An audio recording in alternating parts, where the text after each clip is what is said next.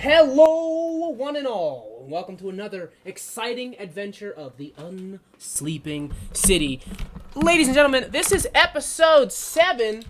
Oh, hold on.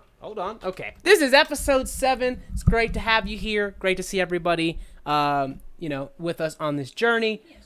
If you are new here and you haven't already, please hit that subscribe button. Drop us a comment and even maybe drop us a like. It helps us a ton.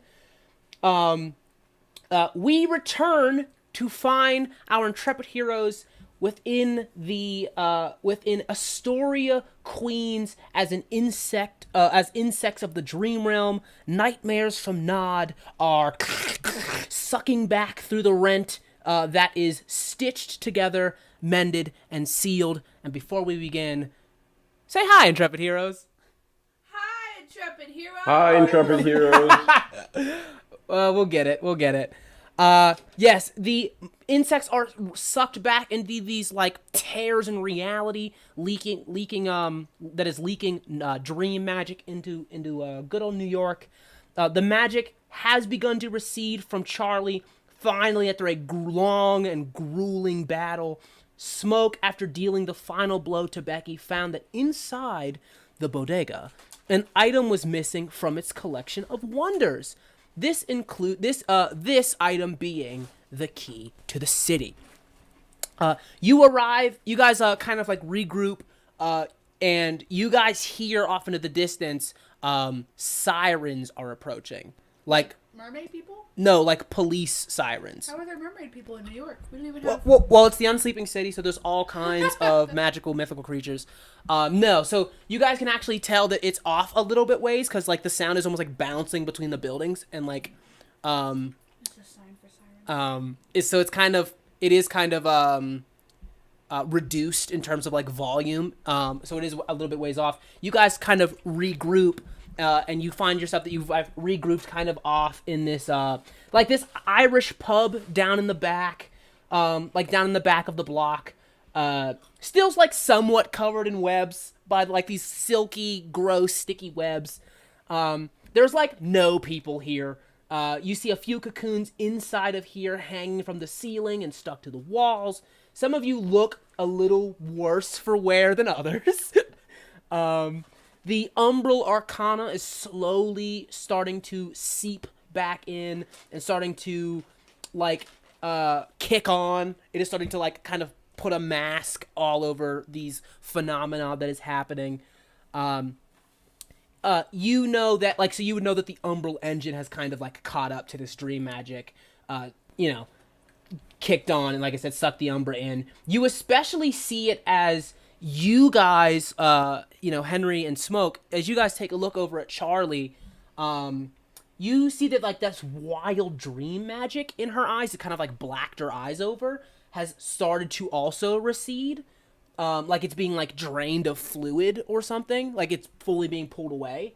You see this, this ombre purple and black, like I said, receding. And all of you hear, like I said, the sirens have starting to get closer and closer. You guys suddenly hear, as the sirens are approaching closer, just like boom, as in a very sweaty and like clearly irritated Alejandro and Esther, Anna and Amelia all teleport right outside of the bodega. Alejandro steps into the pub with you guys. You see Esther walks out and has begun doing something to the effect of the Umbral, like to affect the Umbral Arcana, and assist in it hiding from the waking world. Anna and Amelia rush over, preparing some kind of enchantment spell as the police close in on you guys. Alejandro walks into the bodega, looking at all the carnage and destruction, and goes, "What has happened here?" I honestly don't have an answer. For once, I'm with him. That thing, points over to Charlie, is a walking time bomb. I don't even know what happened. That's a problem. You see that Alejandro, like, immediately snaps at you, staring daggers at you, by the way. And he goes, ignorance is not, it is not an excuse. Why? what part of the situation remains unclear to you? You are the voice of the dreaming realm. Since you have come here in the past, since Saturday, Santa Claus has been mugged, his sleigh has been broken into, the fountain of the Bethesda fountain is broken and destroyed. You see his eyes flash over, and it is just glowing like bright blue light. There's an actual like arcane steam that is coming from them, from his eyes as they cast just this steaming hot sky blue light. No irises, no pupils, just light. Charlie, you hear a voice beginning to well up within the recesses of your mind. Just kind of just. He shouldn't get to tell you what to do. He's just jealous of your power. I need you to roll a d20 for me, please. What the fuck? Thought this. 7. Okay. You roll a 7. Alejandro goes back. He goes, "You are a Vox!" Fully like, you see he grabs his cap, whips it to the ground, just whips it to the ground. Death grips it off and throws it at the ground. He goes, "Real people's lives are at stake, Tonta! Why do you not seem to care about the real costs of what your actions are? These are beings. They did not escape. You let them out." He goes, they were released into the real world. People died. Roll another d20, please. Oh my god. Hey, old man. Just a full update to calm you down. We got bigger stuff to worry about. Key of the city's gone. Oh boy. Okay. Charlie, you hear. By the way, Smoke, if you want to make a Arcana check, you can Yes, kind please. of. Okay.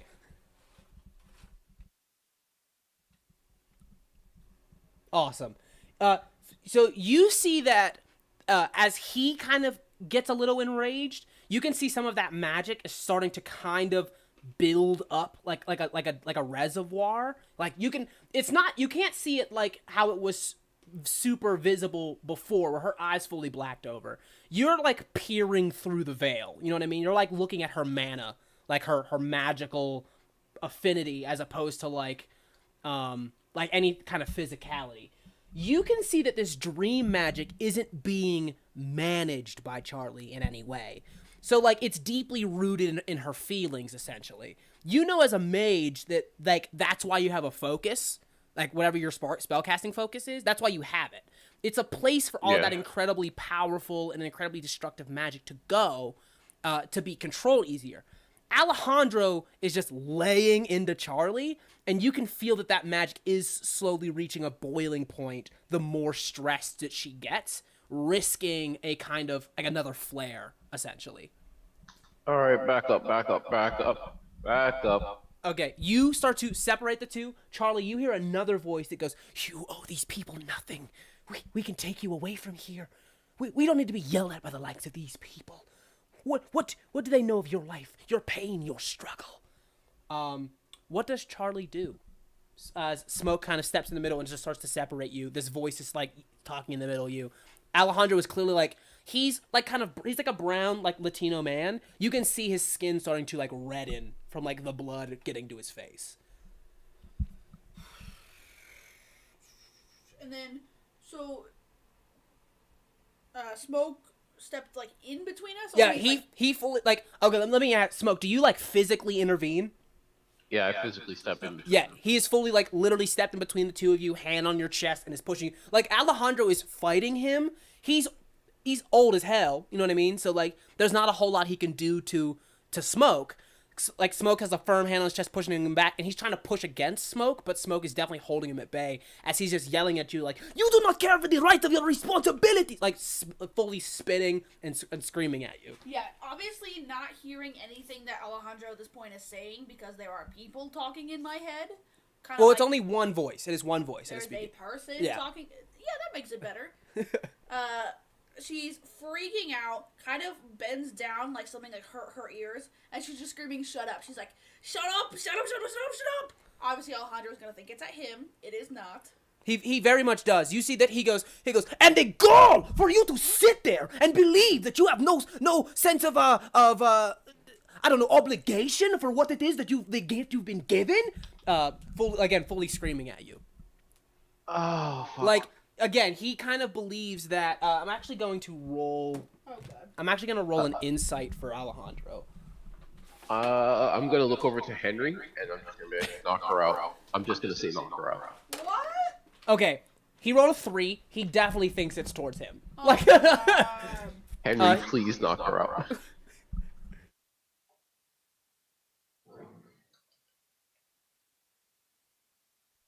say that again.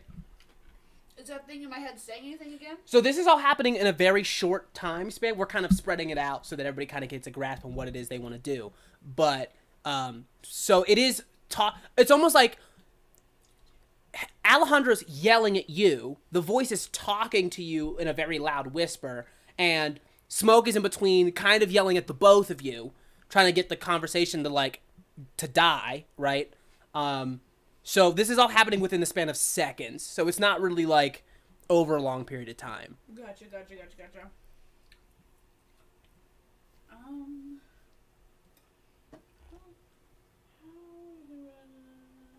How does rage work out of combat? I mean, probably within the same way. Oh, cool. I have 3 right now. Rage essentially just gives you a bunch of like physically impressive feats, right? Yeah, so she's huddled in fetal position, covering her ears, screaming to shut up. And you can kind of slowly see like hairs growing. Her like arm hairs are starting to kind of lengthen. Her fingernails are starting to lengthen. You know, you can definitely tell something's about to happen, and she definitely feels like she's going to, quote unquote, rage. Okay. Henry, are you here? Yeah. Okay. Smoke has asked you to knock out Charlie. Oh. All right. You think that's a good idea? It's rather that like Smoke at this point is like pushing back Alejandro because he's not calming down. He's like yelling. Rather that than she blow up again. You think? All right. I guess. Solomon, is there like a move for that in 5th edition, or would you think I could just stunning strike? Give me a stunning strike. Yeah. Give me first off, give me an attack roll. Okay. Well, how do I do it to her? Just roll an attack roll. Well, we'll see. We'll see what happens. Can I grab this? No. Can I grab the stunning strike and throw it, or no? No. So all you would do, since it's listed as a power, it's just to tell you what it is, what it does, and what it costs. So you just mark your key points off as you use them. Say like, I'm using stunning strike, mark a key point off. That's it. All right. Or if you'd rather click, there's like that little magic wand to the left of it. Do you want me to roll an unarmed strike? That's up to you. Whatever it is you're hitting her with. Jesus Christ. Well, no, that's what I do for the stunning strike, right? It would be an unarmed strike attack. Let's see. No, you can do a melee weapon attack or an unarmed strike.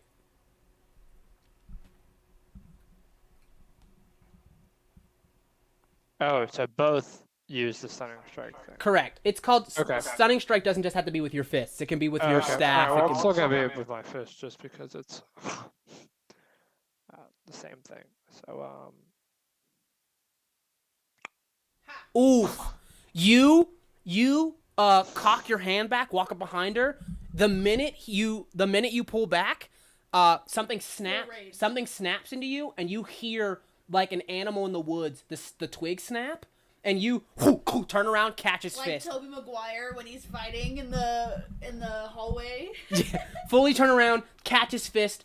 Henry, she's fully like snagged on, like lightning has turned, Charlie caught is you. very much like, almost 8 feet tall now, like, like in your face. I guess that's gonna be a reaction. Well, it is still essentially your turn, so you can't actually use your reaction until it's somebody else's turn. Oh no, I got that, but like she's getting a reaction out of me, like whoa. Oh, okay. wasn't expecting this. Yeah. Charlie does not hurt Henry, but she does kind of like push his fist away, like meh, like throw it away. Okay. You essentially have, I'll say two, because Smoke's kind of trying to be a mediator. People who have actively tried to like impose harm on you in some way. Alejandro's have been verbally. Henry's a bit more physical. Does Charlie stay there? Oh, for sure not. Where are we? You're okay. Let me start by. I forgot to. I guess I forgot to say this. God, it's 10 a.m. Like it is. It is 10 a.m. Tuesday morning. Remember, so Charlie, you went to sleep so that he could like peer inside of your head while you visited Nod. Would you consider that a long rest? Well, you had a long rest and then you went into combat. So this is still, Oh, okay. then. Continue. Hello, friends. Hey, there he is. You're about to Yeah. get us fucking killed. Am I late? This is your fault. A little bit. Not a whole lot. Not a whole lot's passed. Diego, you're talking with Anna, Amelia, and Esther, who are currently trying to write the Umbral Arcana here. Because remember, that wild magic was flowing out. Nothing was stopping ordinary people from seeing literal shadow monsters, or shall we say, nightmares. Literal nightmares. Esther, Anna, and Amelia have begun to try to repair the holes. Like basically these giant tears. You hear a loud thud, and as you turn, you see that Charlie has fully enraged back into her form, her shifted form. Smoke is in between her and Alejandro, who is full like blue magic steam coursing from his eyes, like definitely tapping into some like 9th level spells magic. Like, at this point, enraged Alejandro. Oh. He's fully enraged, like literal arcane steam going up. Smoke is in between the two of them, trying to keep them from fighting. Henry is like Charlie's huge, is huge when she shifts. He's almost holding him off the ground by his fist. Charlie's holding Henry's off the ground. yeah, Henry. She has Henry's fist in her Henry tried to claw. punch me. Right? I'm So just saying what he sees. You see that she has his fist in his hand as if she caught it and is like lifted it up, and you see that she kind of tosses him backwards a bit. Okay, so sorry. I think I'm not exactly getting what's going on here. So did Henry try to attack Charlie? Give me an insight roll. I mean, Diego was there. I just wasn't on the session. Diego wasn't there. He was talking about You're basically your back was turned. The reason you turned is because you started hearing like the cackling of magic and shit. Okay, with an 8, it looks like a fight has started to break out in some way. So whether it's Henry started it and by trying to strike Charlie, or Charlie started it and is just able to defend herself a little bit better, in some form or fashion, some way, somehow, Alejandro is getting ready to cast some serious magic because he's pissed off. Henry is currently in a grapple, not anymore. But Charlie is in her rage mode that you've only ever seen her go into when she's in combat. And poor Smoke is in the center, literally like hands on their chests, keeping them apart. You said no. Give me 1 second, guys. Give me 1 second. Is that a basketball? What? I'm gonna go and leave the call real quick and join through my phone. Okay. We're gonna take this moment to ask Snapple to sponsor us. Why are we doing that? Snapple, made with better ingredients. Bro, I thought I was so funny today, right? So I work at Snapple Target. listening. So I work at Target, and I do drive up, which means I take people's groceries out to their car. And this one lady ordered like 4 boxes of DiGiorno pizza, right? Right? So it's in a bag. I'm walking out. I thought it was fucking hilarious. I was like, well, I guess this time it is delivery. Crickets. And yeah, she looked at me like I was insane. Didn't laugh. Just was like, thank you. Like, I was so mad. But she was funny. You should have went home with her and cooked it. Classic comedy. Classic comedy. I was so mad. He must have lost his phone. Okay. He's doing that. Let's go ahead. Let's go ahead and dive back. Let's get back on track here. It is cool if he comes in a little bit later. So do you storm off then? You said you were didn't tell leaving. us where we were yet. What do you mean? I said, where are we? And you went, oh yeah, let me tell you. And then Ed joined, and you didn't tell us Yeah, where we are. I was just letting you know that it's 10 in the morning on a Tuesday, but you're in the center of a store, your queen's in front of the bodega, Like outside? outside. Oh, for sure. Like the fight has spilled out from that I pub. have picked the jumping bestial soul. I immediately jump up on top of the building and just start climbing buildings. Can I do an intimidation on Charlie? I'll say yes, but roll it with disadvantage. Okay, well, Can I all give of you can I go- give him advantage by being like, Charlie, you need to calm down. Strength Whoa, what- check. what the That fuck would be happened? the ability. Give me a minute. So, A strength check is any skill that involves strength. That means I roll it So the twice right and side, take the or not the lowest, right side. It would be anytime you roll one of these on the left. Yep. Yeah, that's what I was asking. Yeah, sorry. Ooh. 14. Wait, why did it roll twice? Because he had advantage. Oh, Why double did mine roll 17. twice? Oh, because you have advantage. For what reason? Because you're raging. Oh. Yeah. Why'd you roll a strength check? though? 17's nice. Wow. So I get an extra 14 feet jump speed. Holy Christ. Can you roll me a? We'll say. What does Henry say? What are you trying to do here to intimidate Charlie? I've already jumped away. Listen, Hold Charlie. on. Raging right now is not what something you need to be doing. And definitely throwing me is not going to be helping. I'll tell you what. Give me an insight roll. Your DC is 19. What? Fuck you. Me? I'll say you. Insight's a I say you zero. can do insight, or how would Charlie interpret the situation? Henry. Right now, Charlie's in beast mode, so she has gone from Bruce Banner to the Hulk, but the Hulk before he's smart. So she's very much me being attacked, me run. Okay. I put on my Carl.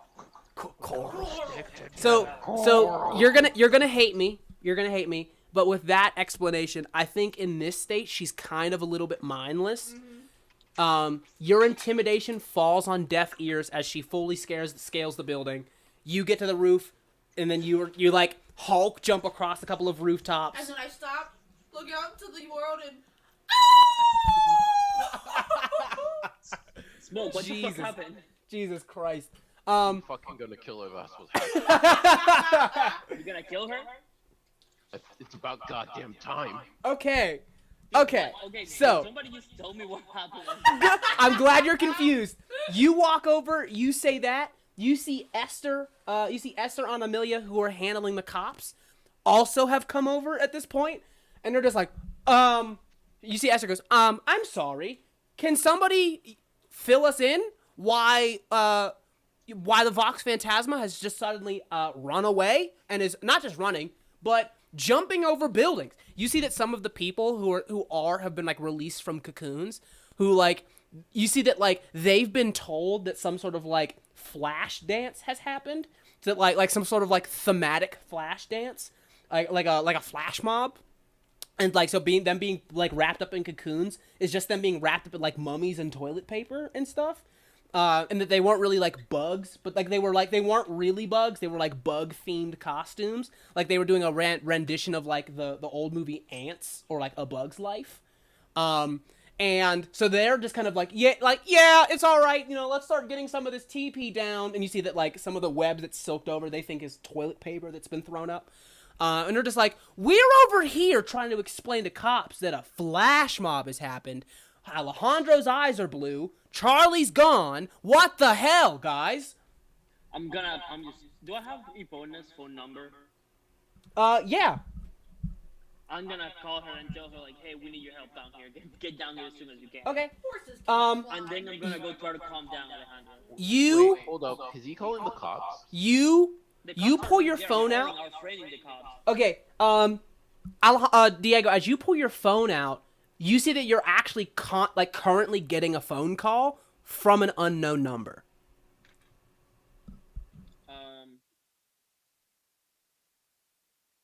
fuck it, I might answer.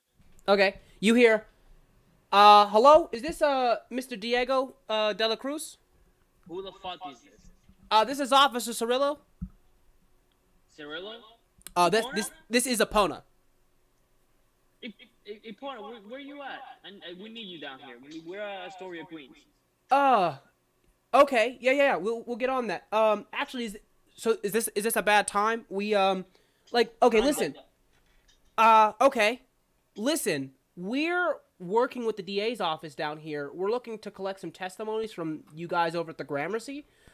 We don't have Smoke's number on file, but basically anyone who was a witness to the events of Santa Claus's assault in the park, we'd love for you to come on down to the hall today if you can, to get a testimony from you. I haven't seen Smoke in days, a week almost.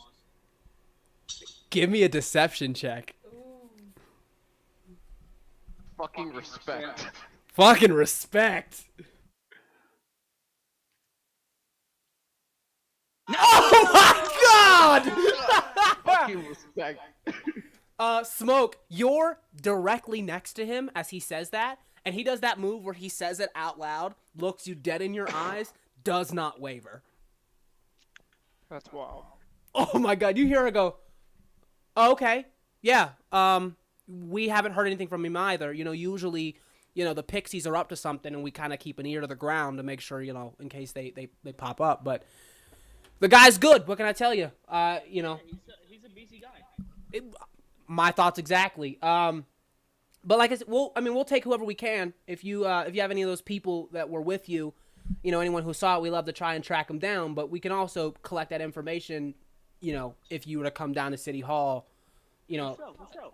Okay, yeah, cool. She said, yeah, we figured that the Wizards would be able to provide you know, the best information, hence the call, you know. Yeah.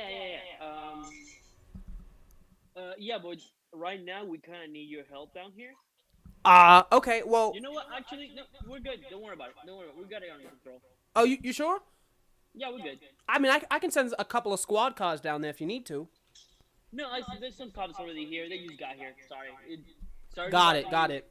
Okay. Hey, like, actually, like, do you have, like, any extra, like, firearms that we could have? Bro, don't ask the cops to give you their guns.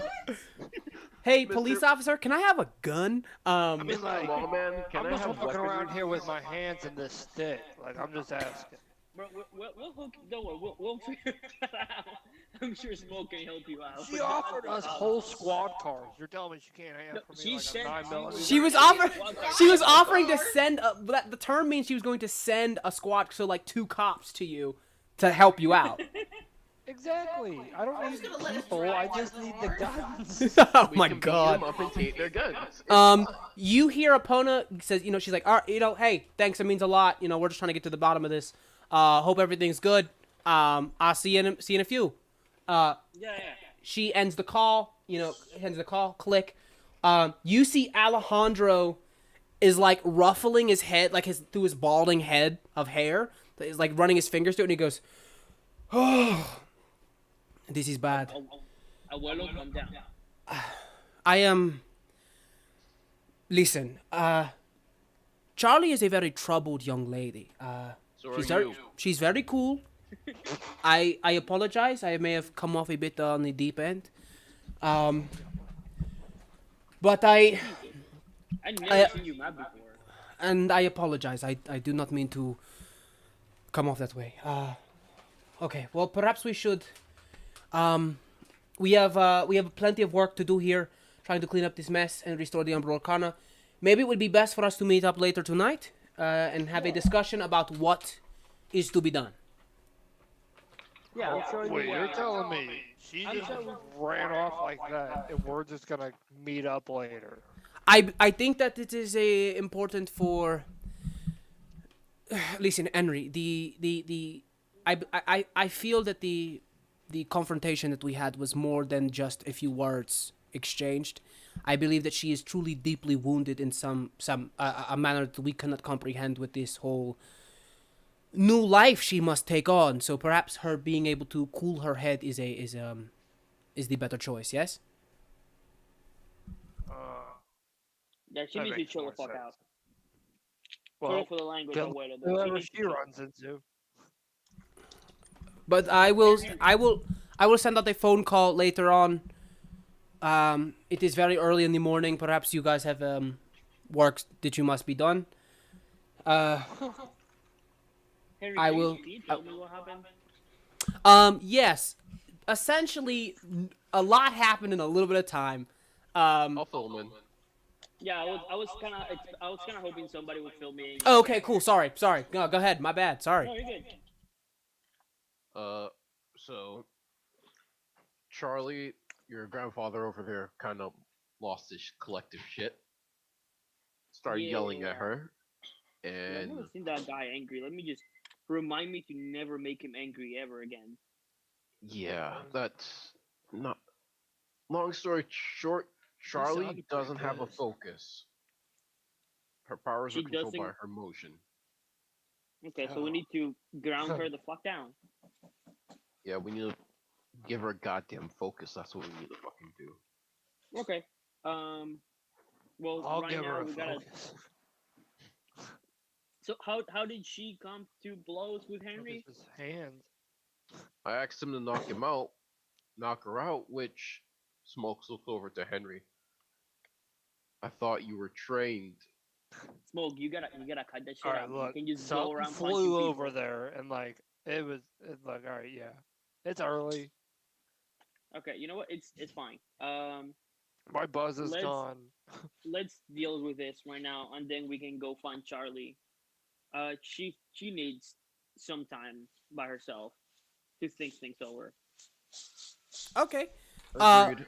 Real quick, while you guys are having this conversation, so Diego, obviously you've been asked to go down to the police station or to City Hall to give a testimony. Smoke, you get a alert on your phone. It's from from the front desk of like your condo apartment building kind of place. So basically someone has signed in like for you, not necessarily like as you, but like this usually happens when someone either delivers a package for you or like has rung the doorbell for you, and like has gone up to your room to like meet with you. So it's one of the two of those. Unfortunately, it doesn't tell you which one it is, and you'd have to actually go there to check it out if that's something you wanted to do. So you have that, unless you want to try and find it, like pursue a different lead. Diego, you got that, and Henry. What is Henry? What do you? But like I said, it's 10 in the morning. What do you guys want to do? Oh, sorry. I want. You can go ahead, Henry. I wanted to tackle something before all of us split off. I actually wanted to ask Henry if he would come with me to give a testimony. A testimony. Yeah, from the whole thing with Santa. The horse lady asked us Oh, to right. go down to the station. You want to come with me? Yeah, you got like magical energy pills or something? Magical what? What? You got like it's early, bud. I need like my sauce, you know? You need your what? Henry like looks around, like looks to the ground, shaking his head like, I need whiskey. Dude, I'm sorry, you're cutting off. I'm You're, dry. like on your last word. I'm dry. You're dry. Okay, I get what's going on. You have a problem, sir, but we will find you. Is there water? Is there water around? Like a bottle of water? You guys are next to a bodega, like I'm gonna a go full-on buy a bottle corner of store, water. huh? I'm gonna go buy a bottle of water and just prestidigitate the water into like Hennessy. Okay, he comes back. He comes back with this super brown water. No, he's prestidigitated. He's turned the bottle. He's fully mogged the bottle into this Hennessy bottle. No, it's like no, like, I'm just transforming the water. It's still like Oh, it's just brown water. Yeah, he's turning water into wine, literally. Basically, Heard. Isn't that what prestidigitation is though? Yeah, Yeah. you don't change the flavor of it, but you have changed the color of it and like how it looks. You've changed the physical like how it looks. Oh, So okay, so I can't. when he So I drinks can't- it, it'll taste like water. Like I'm pretty sure you can change the flavor. I'm Oh, looking it up right now. everybody's like, I have to. I think you should just drink brown water, see if he notices. Henry's about to hate you or love you. You chill, warm, or flavor up to 1 cubic foot of non-living material for 1 hour. Well, shit. It's basically you're basically literally turning water into wine. Yo, Wait, no, 'cause technically, if you it's only flavor for 1 something that hour, so tastes by the like time I alcohol, you're not digest it, it's putting back to alcohol water. in Yeah, it. so it helps me. it tastes like it, but it's not actually alcoholic. So he won't experience any of the effects of it, but it'll taste like alcohol and it'll look like alcohol. I'm not saying shit. I'm just gonna hand it to him and trust he will affect. Oh, shit. They have this in there? Not exactly, but just down it. It's okay. Just down it right now. Just do the whole thing. Like, does it look exactly like? Does it look legit? It's in a water bottle, but like you open it, you get a big old whiff of Henny. I look at you and be like, you know, But Joe, as you can in the last you tell it 48 right now. hours, I've seen weirder, so whatever. So I just poured into my flask. No, Heard. you should like drink it now. I'm like, You should I'm pouring drink my it flask, now. It won't all fit into my flask, so I'll finish the rest of it off. Like Okay. now, like yesterday. Does it still have like the kick, It or is it just it water? it tastes exactly how alcohol would taste. So the you kick just the don't kick get drunk. is there. It just doesn't. There's no like 10, Oh my 15 God. minutes from now, you're not gonna feel like it's not. You're not gonna feel dizzy. Like you're not gonna experience any effects of being drunk. You just have a high tolerance. All right. Like I just like shake a little bit, like, oh, that's better. Jesus Christ. Henry wouldn't question it. He's gonna start going through withdrawal. Jesus. Dude, you know what? No. Out of character, I'm gonna help Henry get clean. I was about to say. Yes! The redemption arc we all needed. By I giving honestly him, thought that. I was just like, bro, if he does this right, technically I could just be clean. You lose all my class abilities. Yeah. by just giving him, All right. by just giving him fake booze. So you guys have some errands to run. Who Could I wants to speak go first? Diego real quick. Oh yeah, for sure. Go ahead. What's up? I'm gonna pull Diego off to the side as like Henry's probably like looking at the bottle and knocking back whatever is left. And like Smoke takes out what looks to be like a business card. And it's like a heavy metal plate business card. And on it you can see the inscriptions like bolded letters like carved into the business card itself. My actual this. number. Damn. Okay. All right, Smogul. I'll stay in touch. For lovers. Yeah, just respect, kids. Hmm? Respect. That's pretty much it. I got shit to do. Yeah, man. Go take care of your shit. You're good. Yeah. By the way, actually, is DM, do I know if the DA is of the Sleeping City? So usually there's a like the one in the waking world isn't always both. But are you asking if the current one is? Yeah, the current one. The current one is. Like the current one does know of the Unsleeping City. Okay. And Diego, if you actually yeah. go talk to the DA, he's one of us, so keep that in mind. Sure. Hey, quick question before you go. You got Henry was asking before about a gun. Do you have any spare gun around on you? I know you got your rifle there, so thought I might as well ask. Shows him the broken rifle. I think whatever rifle I have left, I'm gonna be using. You can fix that, right? You know what? I'll get back to you. All right, Smoke. Yeah, I'll keep in touch. yeah. And Smoke is gonna make his way to his apartment because you think he knows what's going on? All right. So who wants to Who wants to go through this little side activity first? I'll go. Fuck it. Okay. Me and Harry. Cool. Harry. Harry. Who the hell are you calling Harry? You drunk fuck. Jesus. You guys head down to the city hall. As you head there, you walk in. Wait. To Go ahead. To City Hall, I'm gonna cast flight and just fly with Henry over there. I'm flying everywhere now. Got it. No big deal. Great use of spell slots. Burn those spell slots. Please. Burn those spell slots. You know what? That's a good point. Never mind. I'm walking my two low feet over there.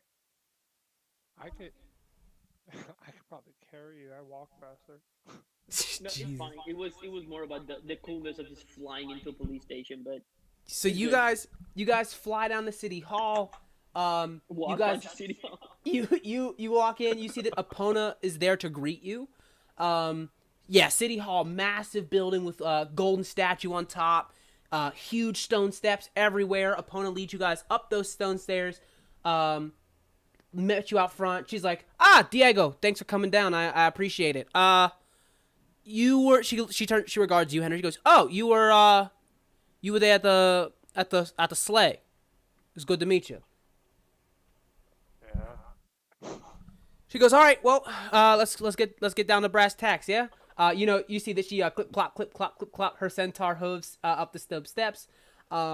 You see that she leads you to the city hall. As you go in, there's just like a bunch of metal detectors in like a line. You see that they're like gray and kind of that beigey metal detector. And there's one metal detector at the far end, has a little tiny goblin in it with like a clerk's uniform. And it's like this crazy sparkling lapis lazuli and amethyst like energy around him with his little hat on. And he goes, yeah, how's it going? And he goes, Epona, is this a guest of yours? You see that she's like, yeah, we're going to the 17th Circuit, so And then you see that the clerk goes, oh, all right, right down here. You see that she leads you through, and the clerk looks at his monitor as you guys pass through, and she goes, all right, sir, you carrying any firearms, weapons of any kind, flammable liquids, spectral entities, souls, memories, or dreams? I don't think we got any of that. He goes, really? Not even your own? And you see the opponent goes, ha ha, very funny. Are we done here? He goes, oh, you're no fun, opponent. And he say that lets you in. You guys go through, hit him with the beep beep. You see that as you walk through, opponent steps around, leads you to a small room, and she actually looks at you and she goes, all right, as a Gramercy, we don't actually have to swear you in, because, everything you say is legally speaking admissible testimony and evidence. So, however, if you would like to be sworn in, we'd be happy to do that. Is there something you wanted to be sworn in on? No, I mean, if you say that you don't have to, then that's fine. Yeah, no, I don't, it's your duty is to the city, everything you do is evidence. You, on the other hand, and she kind of like draws a blank, looks back at you, Diego. She goes, "Is he Gramercy?" He's not a wizard, but yeah, he's a friend. But is he Gramercy though? Like, is he a sworn member of the Gramercy? He's not. Okay. You see that she like reaches into a small drawer, pulls out like this crazy looking tome. Like, it's not a Bible, it's a full on like grimoire that is like, it is labeled like the statutes of the Unsleeping City. But it's like bound, it's a full mimic book. Like, there's teeth and it's like breathing as it's trying to open. And she goes, all right, state your name. And she like puts like motions it towards you for you to put your hand on the book. Henry? Henry. Henry Stalls. I'm sorry, you gotta speak up. Henry what? Henry Stalls. All right, Henry Stalls, offering testimony on behalf of the city of New York. Do you swear to tell the truth, the whole truth, and nothing but the truth to the best of your ability? Yep. Wonderful. We're done. Here you go. You see that she like pats you on the shoulder, puts the book back. She steps into one of those mirror rooms where you see like just like a lineup. You see there's like a lineup of like a giant massive like tree with a face up against this height thing. A weird like what looks to be a mound of like human excrement with like eyes and a mouth. Yeah, it's weird, just like horrifying poop emoji. But its eyes are all yellow and jaundiced, very bloodshot, like it just woke up or something. And you see there is like two extremely tough tattooed looking like little pixies in there. That have like tattoos, undershirts, like tank tops, and then saying like the fifth person in the lineup is just like a human who looks extremely confused. You see Epona goes, all right, Mr. De La Cruz, Mr. Stalls, did any of you witness any of these individuals within the vicinity of the sleigh or committing the aforementioned allegations when you were adjacent to it?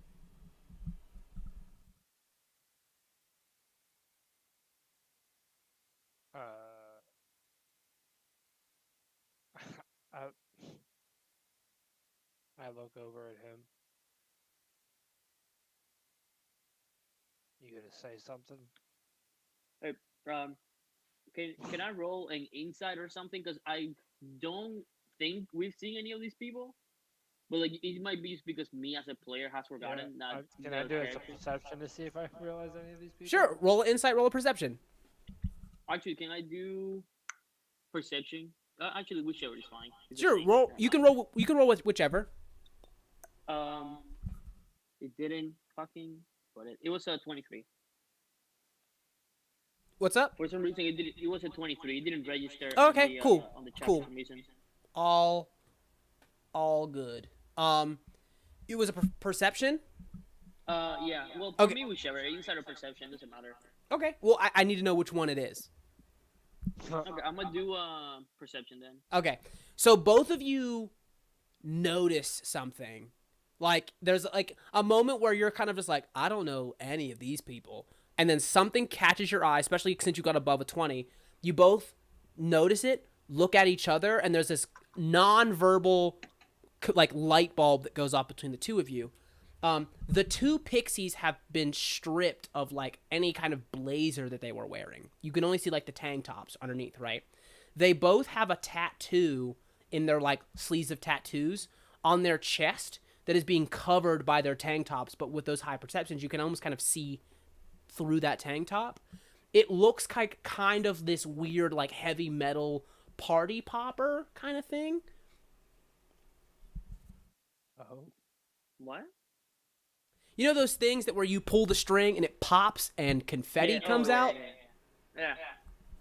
It looks like those, but it's like it's all like dark with these crazy designs and stuff on their chest. Do I know how this correlates to the Like, do I know that magic that that the forgot his name, the rat guy was telling me about? So it's not the magic. Both of you remember, like it's not so much that you remember, but you kind of draw the connection. Those are markings of the confetti family. Got it.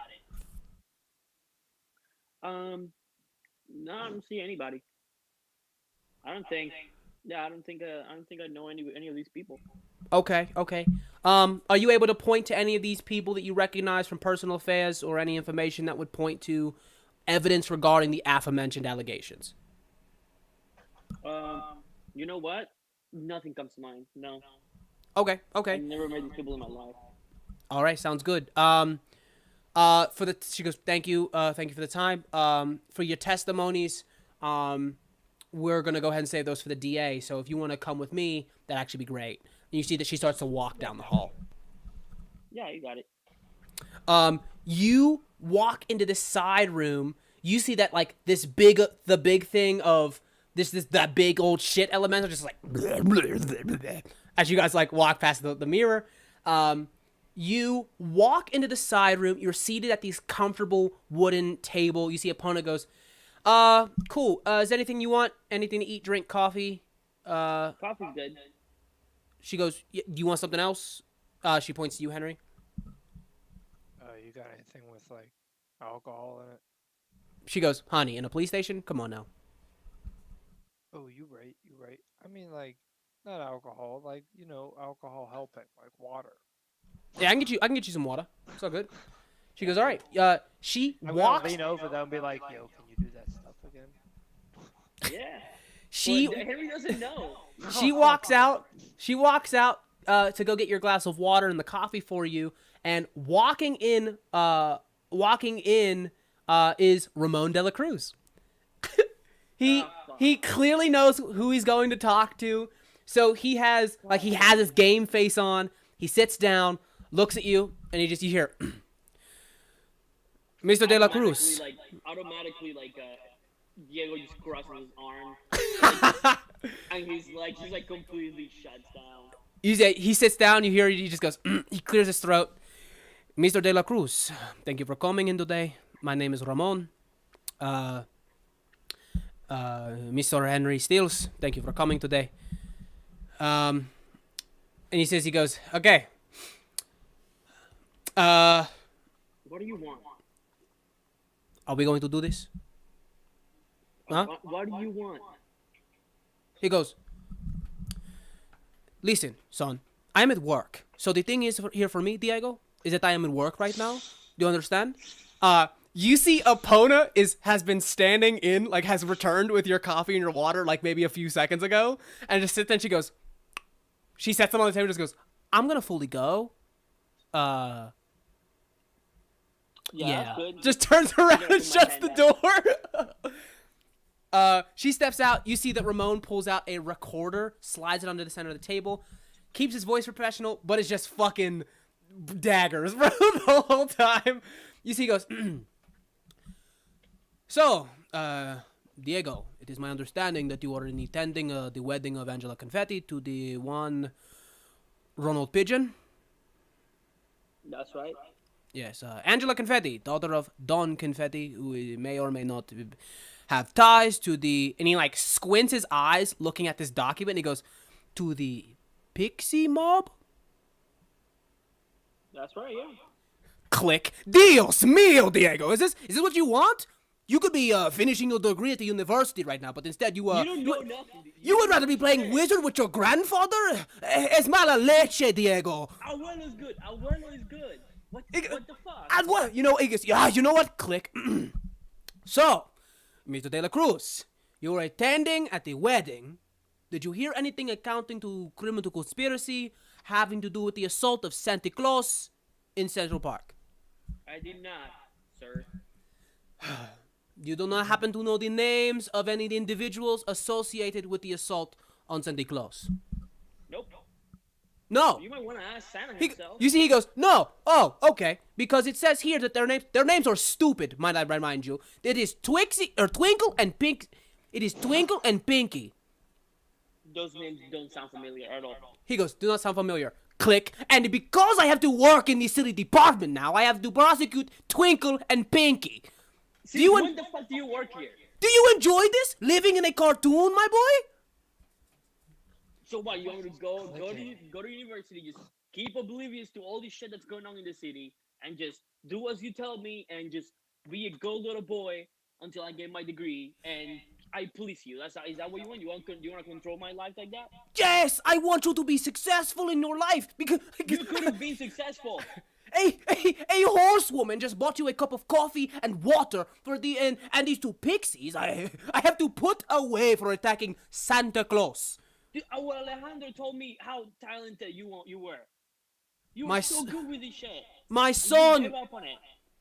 you have an opportunity to make something of yourself in the real world. You are brilliant. This is the real world, the real world. I kept you from all of this so you weren't finding yourself in some alleyway, mijo. I'm not living in an alleyway. I'm staying with Abuelo at the Gramercy. I live there, basically. Yeah, the Gramercy. You know, I cannot go back to the normal life because of your grandfather opening my eyes when I was a boy. I was going to be a regular lawyer in the regular life, and now I'm here. I had to watch them fingerprint a pile of shit today. Do you understand how unpleasant that is to watch? So you don't have me. So what's going on? Tell me, are you doing the same shit to Javi? Are you gonna keep him asleep for all of his life? You see, There's so much stuff Henry's that there's out there looking for at him to see. something on the wall, just minding his own business. He's drinking the coffee too. Like There's you just like ain't need it's that. a loud, awkward slurp that you see like Yeah. has like cut through this tension. You see Ramon takes a deep breath. Click. What is the clicking? It's him clicking the recorder on and off. Oh. You see he goes, Mr. De La Cruz, thank you for your time. Mr. Stills, For sure. thank you very much for your time. And you see he gets up, walks out of the door, and holds it open for you guys to leave. I get up and out of there as fast as I can. Henry, do you follow? I'm gonna say, yeah. good seeing you. Oh. Dad." I was Oh like, boy. Yes, you can't do a yeah, campaign like, about Henry New was York trying to be City. out. Jesus Christ. Yeah, you And can't. I also be like, have a good day. He goes, yes. Thank you Goodbye. for your He goes, time. yes. Thank you for your time. Yes. Tell mom I miss her. He goes, you know what, Diego? Tell her yourself. Same. Slams the door behind him. Incredible. Tell her that. Yeah, you can't do a campaign about New York City and have people's lives not be truly fucking miserable. Incredible. Chef kisses. Chef kisses. Henry Um, wanted out. As soon as I get out, I'm gonna like just call my brother and ask him if he wants to hang out. All right. Yeah. So you're still in Okay. City Hall, but as you are leaving City Hall to go back to your day, Epona kind of comes up to you just as you step outside the building. She goes, "Hey, I just wanted to talk to you real quick, Diego, if I could. Is that cool?" Yeah, what's up? You see that she kind of takes you and pulls you away from Henry, sort of like walks you away, kind of like off to the side. I'm gonna grab Henry and have him follow us. She goes, he's not. He's like, she goes, look, it's police business, Gramercy business. You understand, yeah? He's a friend. Anything you can tell me, you can tell him. Like Henry wasn't even paying attention. Make a persuasion check if you would. Me? Either one of you. Okay. I'll roll. What's your persuasion, Henry? -1. Never mind. I'll roll it. You wanna get advantage? Yeah, sure. Because How do I do that? -1. He's How do I helping. give it? Do I just I'll say take I give persuasion it for a- -1, sir. Okay, so that's Ooh, a baby. 20. You see, she Let goes. me- She. So You are, see are that- you helping me, Henry? Yeah, how do I do it? Like you just you're just helping me. Like you're assisting Well, me on. what do on you- what do Do you I see- have to roll something? No. He's asking for the help action so that he can roll with advantage. But in order for you to help, tell me how you would help him with this perception with this persuasion.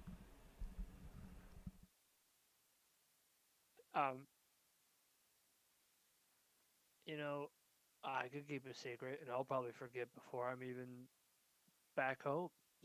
You see that? You say that? You say that? She's like bending down at this point.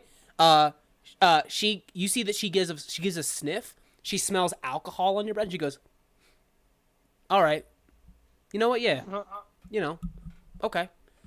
She takes you guys off to the side, and she goes, "Look, so I was wondering, there was some other people with you that that I didn't really recognize before. You know, the taller guy, with the glasses, and there was that the dark-skinned guy, and there was that kid, the wolf girl."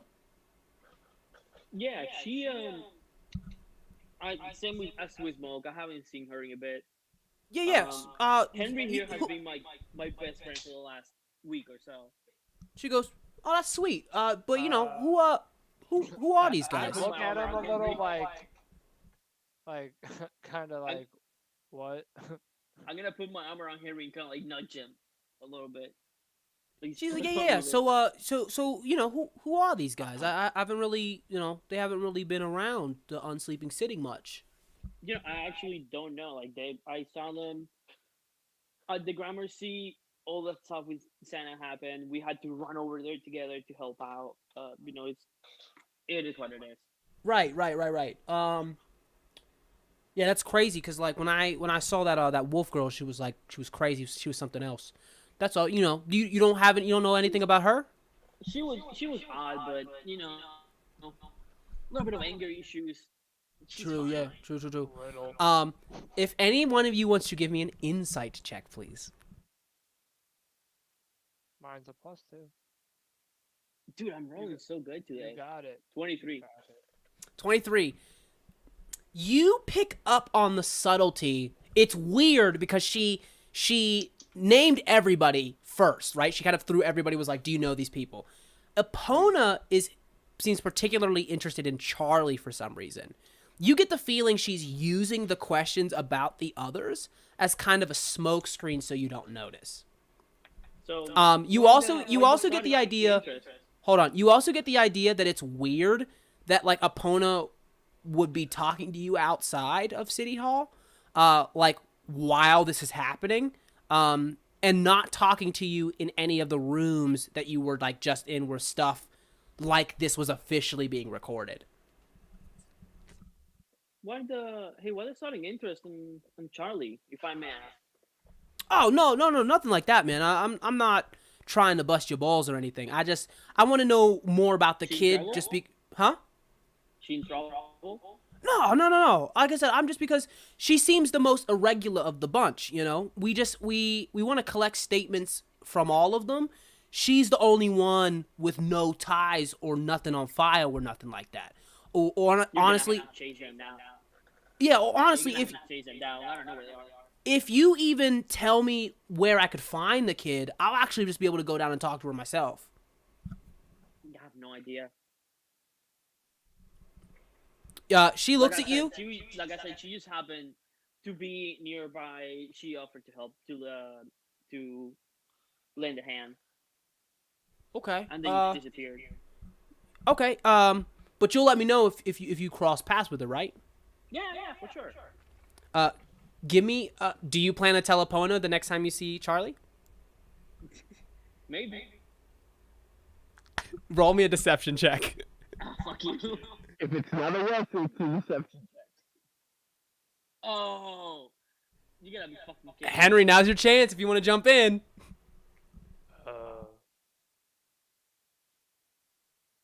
I kind of don't. Henry, please help. Okay. You see Epona kind of like looks at you, kind of squints her eyes, gives you a nod, and she goes, "All right, yeah, okay. If you want to give them my information, I'd appreciate that, Diego." If I see them, for sure. Hey, All right. What is your information? She goes, I can actually give you a card. It'll have my phone number on it that'll reach my work phone, as well as like my precinct number and the number to our dispatch if you want a card. Yeah, actually, give me like 2 of them just in case, because I know Clumsy over there will probably forget. I got you though. She goes, yeah, sure. She reaches in, like grabs out like a wallet, like one of those like with the clip on the front, pulls out 2 business cards, hands them to you. Thanks, sweetie. She goes, yeah, you guys have a good day. Stay out of trouble. And you see that she like sees you guys off as you guys walk away. Cool. I feel like I cleared it.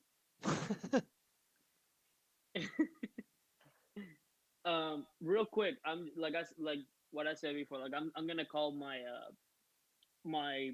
actually, no, I'm just gonna wait for him after school. Also, I'm giving you one of these business cards. Like, hey, From Epona. give this to whoever. I'm not gonna give it to whoever. I never liked that lady that much. Oh. I don't like the cops a lot. You guys are having this conversation. Henry, will you make me a perception check, please?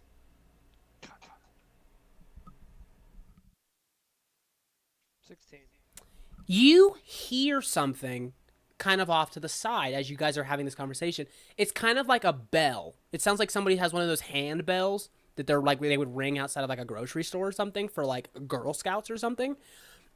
You look over and there is a fundraiser, like a little person behind a table who's running like a little fundraiser for the it's like the Wounded Veterans Association.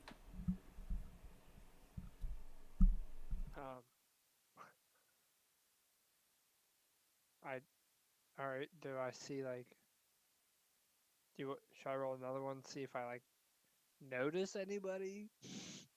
I mean, if you want to, you're kind of far away, so you'd have to get closer. I'm telling you right now, your DC's pretty high from over here. If you wanted to get closer, you'd probably be able to like perceive a little bit better. You got people like walking in and out, so it's kind of hard to see when with all the traffic. All right, I'll be like, hey, hold on one sec. I always donate to these things, so I'm gonna give him a couple bucks for that too. Give him like $5. I think I literally only have $10. You Yeah. have $10. I have $10. You give me two. I Well, give you. I'm gonna give you I'm five. gonna put all $10 in, so I'm gonna be broke after this. I'm gonna give you. I'm gonna give you $5. All right, cool. So I'm gonna walk over, look around, and like even donate the $15, I guess. Okay. You put it in there. It's like this girl. She's like a maybe a middle-aged woman. Like she's probably running it because her son is in the armed forces or something, or her husband, and like that's how she got into it. You put the money in the little collection jar, and you start to head away, and you hear a voice from behind you. This little voice, and he goes, you know, I can always tell when there's another vet trying to give back to the community.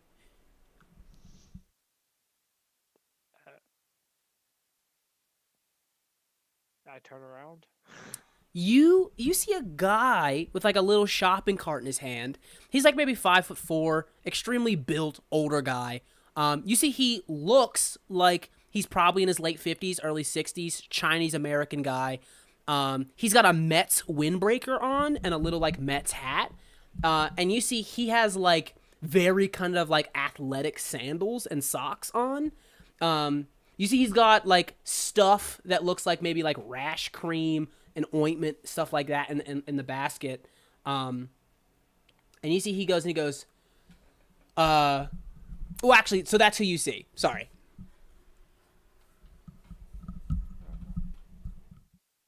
Yeah, I always try to get back whenever I see one. He goes, if you were wondering, I find meditation quiets the voices, at least for me. Yeah. I guess we all have our ways. As I pull out my flask. He goes, you're a minority, right? Or he goes, you're a stereotype, right? Yep. He goes, I'm just trying to give you some advice, Maybe the most important practice one can partake in: center oneself, become aware. I get that 100%. It's just that you can't go out and buy some book. It's all commerce. They're not real wisdom. You know what I mean? I suppose. I mean, it's just hard. He goes, it's hard, huh? How about fuck you and stop being such a pansy, huh? Oh. The fuck you mean fuck me? He goes, oh, I'm sorry. Did I stutter? I meant fuck you, huh?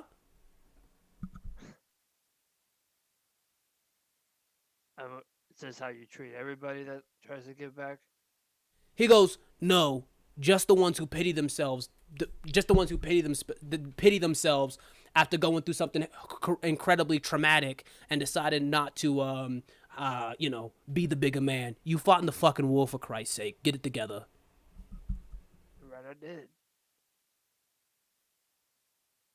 If you think this is like a problem of mine, you should see what I've been going through. It's been pretty crazy. He goes, Jesus Christ, I didn't ask for your fucking life story, guy. And you see that he goes, what? Somebody's supposed to save you? Is that what you think? No, not at all, actually. I've been doing quite the saving around here. Quite the saving. You see, he motions her. He goes, look at you, you're a fucking mess, huh?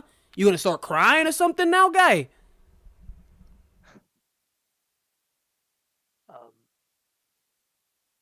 No.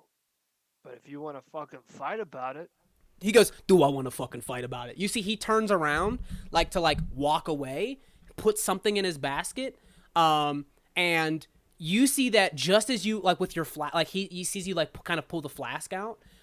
Just as you go to put it away, lightning fast, like you can't even see his hand move. He quickly turns around, snatches the flask out of your hand.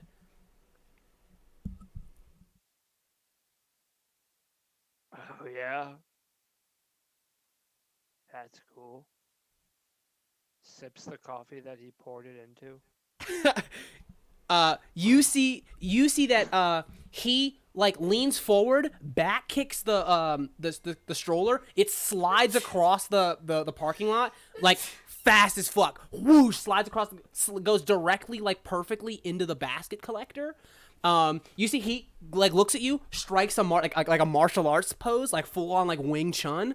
Does that full like that whole like Chinese movie where he like gives the two fingers to you like towards like this like, and he goes, come here. He goes, come on, toots. I'm going for a leg sweep. Give me some attacks. Give me some attacks. give me 3 attacks. Not outside the police precinct. Anywhere but that. All right, let me find my fucking. There it is. Sorry, yeah, 3 attacks. You said. Hello. What's up? Sorry, go ahead. You said 3 attacks, right? Yeah. All right. Can I right click it to make it 3 different attacks? Will that work or no? Let me see. Yes, you can actually. So I could do this. No. Because that's a 35 to hit. So maybe not. Yeah, so yeah, just roll. Right, You gotta. right, So one at a time. natural 20. Give me another one.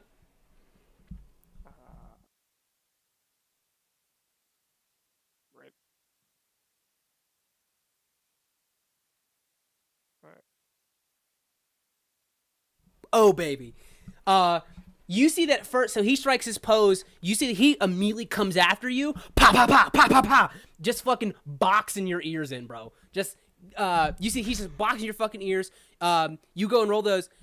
You see that he looks at you and he goes, "Oh what? So you come back from war, trained to be taught as fucking nails, and you throw yourself in the fucking gutter?" You immediately like block one of his blows, back fist him in the face, fully jump like Liu Kang, like bicycle kick him in his chest. As he like, you see that you kick him a bunch of times in his chest. He slides backwards before like slamming into the door. You see that he wipes some of the blood off of his mouth, and he goes, "Huh, not bad, kid." You see that he runs forward, plants his foot, puts his finger into your chest, 1-inch punches you. You feel your whole body like tense up for a second. He robs you of all your key points. What? He robs you of every single key, of all your remaining key points. Just straight up robs them. And he goes, "Look, I don't know who the fuck you are, guy, but let me tell you right now, you're better than that." And you see that he fully stands up, like kind of shakes it out. This fully super old Asian dude moving like a full-on ninja or a monk, if you will, extends a hand to you. Huh?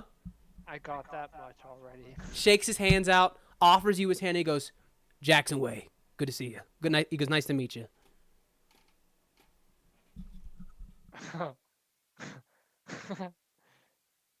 Henry Stalls. He goes, I run a very, how do I say this? A very select group of individuals who wanna get their lives back together. They all come from different backgrounds, and I can always tell just by looking. You know, we're members of the Way of the Concrete Fist here in New York. So It's Nick Fury.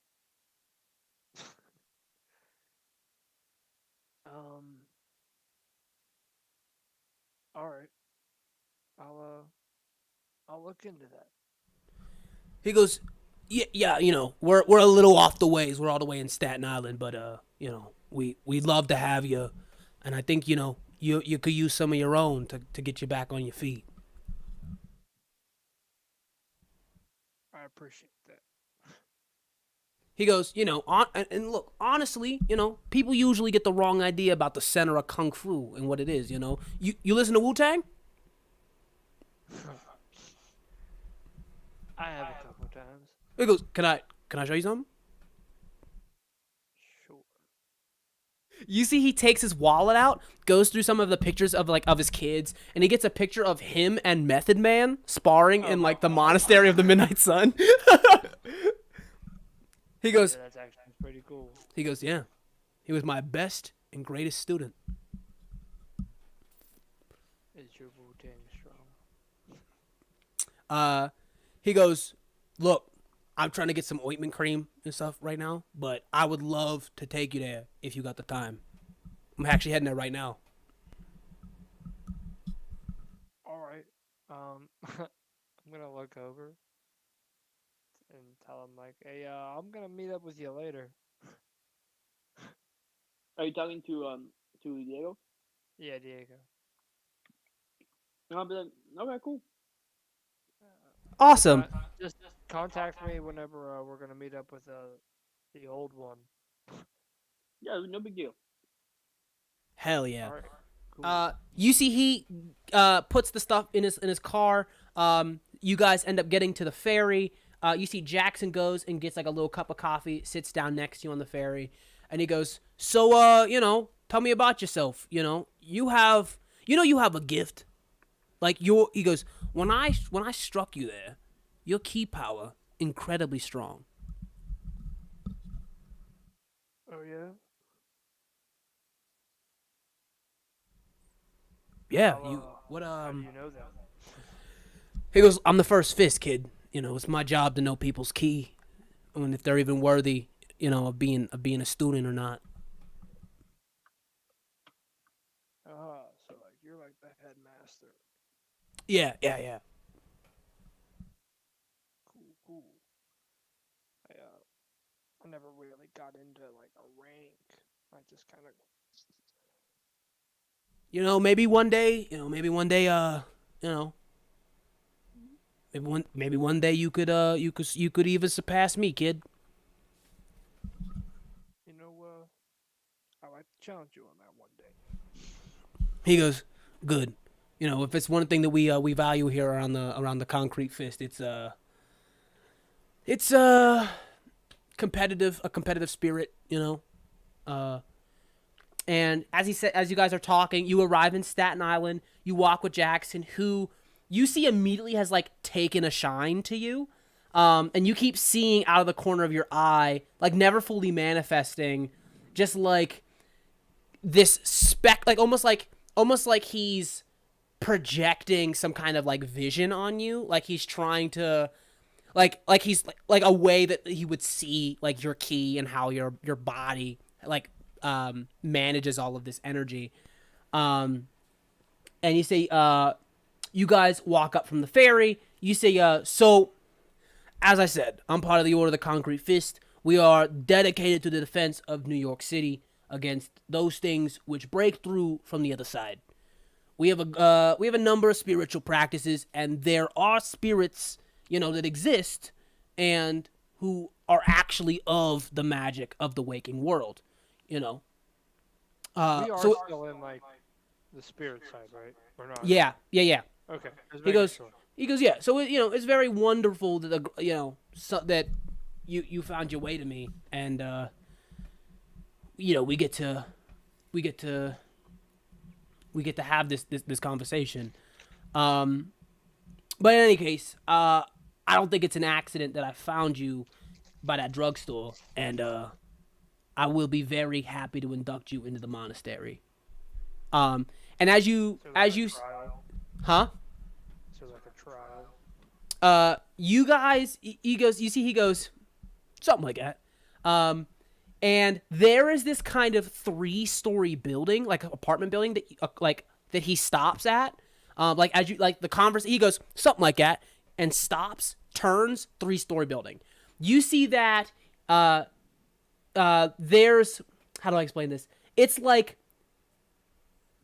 a fire hydrant. There's like 2 metal buckets next to it. And he goes, "All right, kid, you ready for the first test?" Henry nods.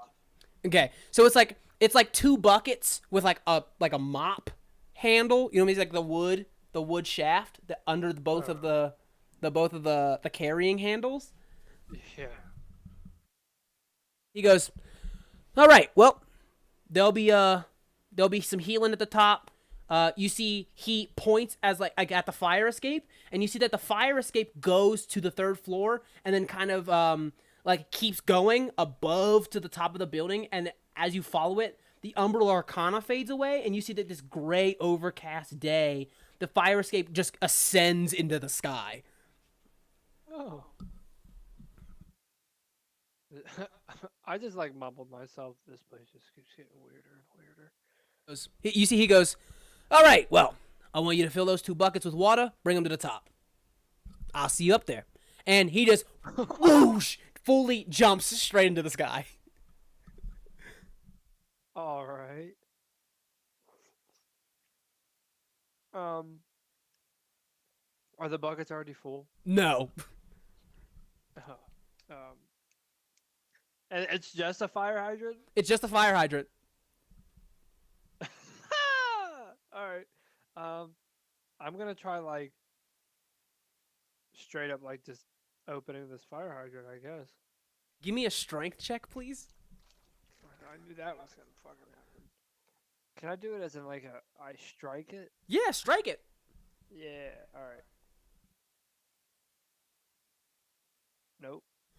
Bang! You feel that as you hit it, there's some sort of like not arcane, but just some sort of like straight mojo. Like it is clearly not the same fire hydrants as like the rest of the city. It's protected by this kind of like monastic like kung fu energy. You hit it and you feel your whole thing being just like bounce off of it. Like you're almost like repelled from it. Okay. You hear a voice from the sky just goes, "You're gonna have to do better than that." I like shake my hand and I just straight like lift my leg up and just like, what is that, like when I just bring the heel down onto it. Oh, like an axe kick? Yeah. That's Okay, sure. Go ahead and give me another attack. all right. A little better. 16. You hit it. You feel yourself like sink into this barrier, almost like a molasses pool. But again, it fully repels you out. You feel that like your first strike, like you feel yourself getting there, but you're not quite there yet. I still don't have key points, right? Correct.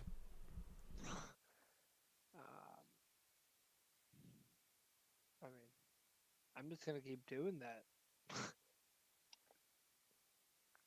Well, is there anything else around besides that bucket and the fucking mop handle? Mm-mm. It's two buckets, the fire hydrant, and that stick. But like, I think you understand what you have to do with the buckets and the stick. Yeah, I got that part.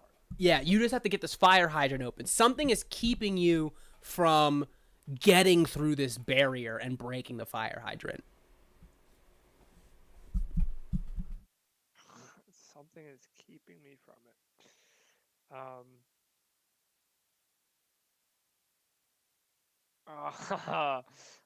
I'm gonna kneel down in front of it and close my eyes. Before you close your eyes, give me a perception check.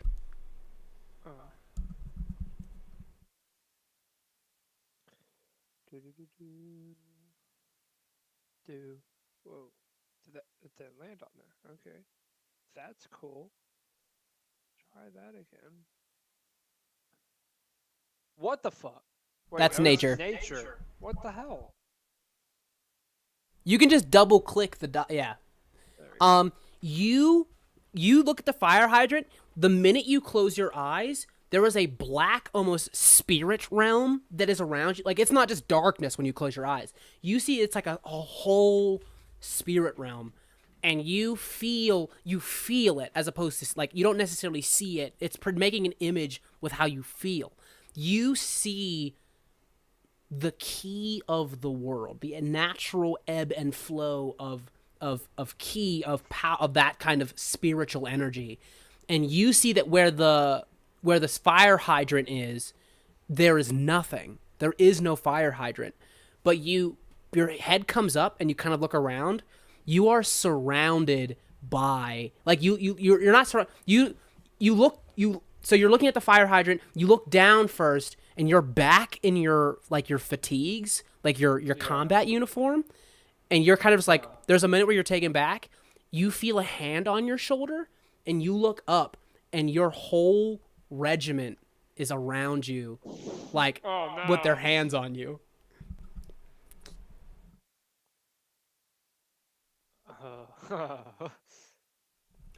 You see, you have you have like your whole regiment around you, and you see that sitting on the curb in front of you is a young kid named Lau, who's like this Japanese kid who moved to America like with his family, enlisted in the military because it was the easiest way for him to get into college and stuff.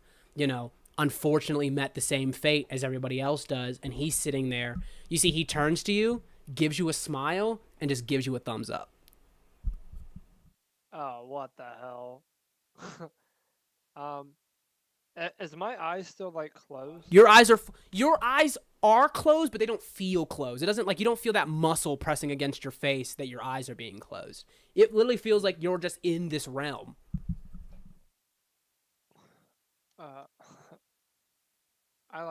I smile like give that like head cock of like, oh, holy fuck! I never thought I would see you again.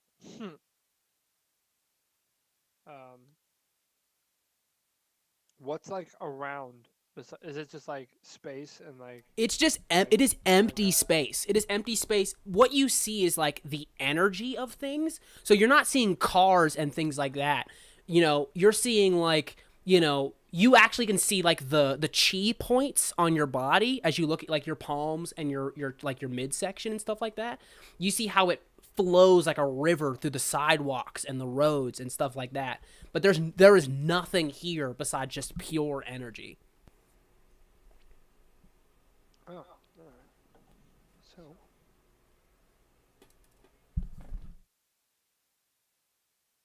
I guess I'm gonna just go walking through like.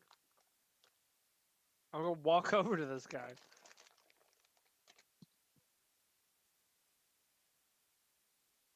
Okay. Did you hear? Yeah. Okay. I thought you were gonna continue. Well, like I'm gonna like walk. Like I'm not gonna ignore everybody else, but like I'm gonna be like I'm gonna act as if like I just saw them yesterday. Like, hey, how's it going? Like, I'm not gonna pretend to be weird. Okay.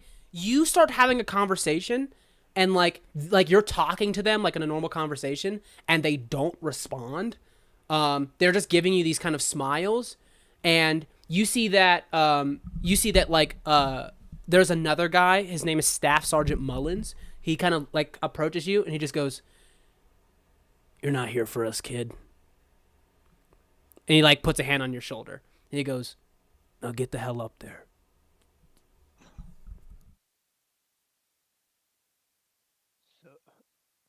So it is true. This is just not real. You see that you hear, "No, we're very real." You see his like Lao stands up, and he goes, "We've been with you the whole time, you know."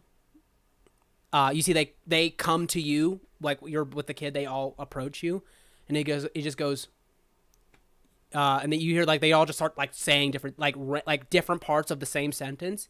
Like, you just have to keep us with you. And he says, and you hear that you see that Mullins again has his hand on your shoulder, and he just goes,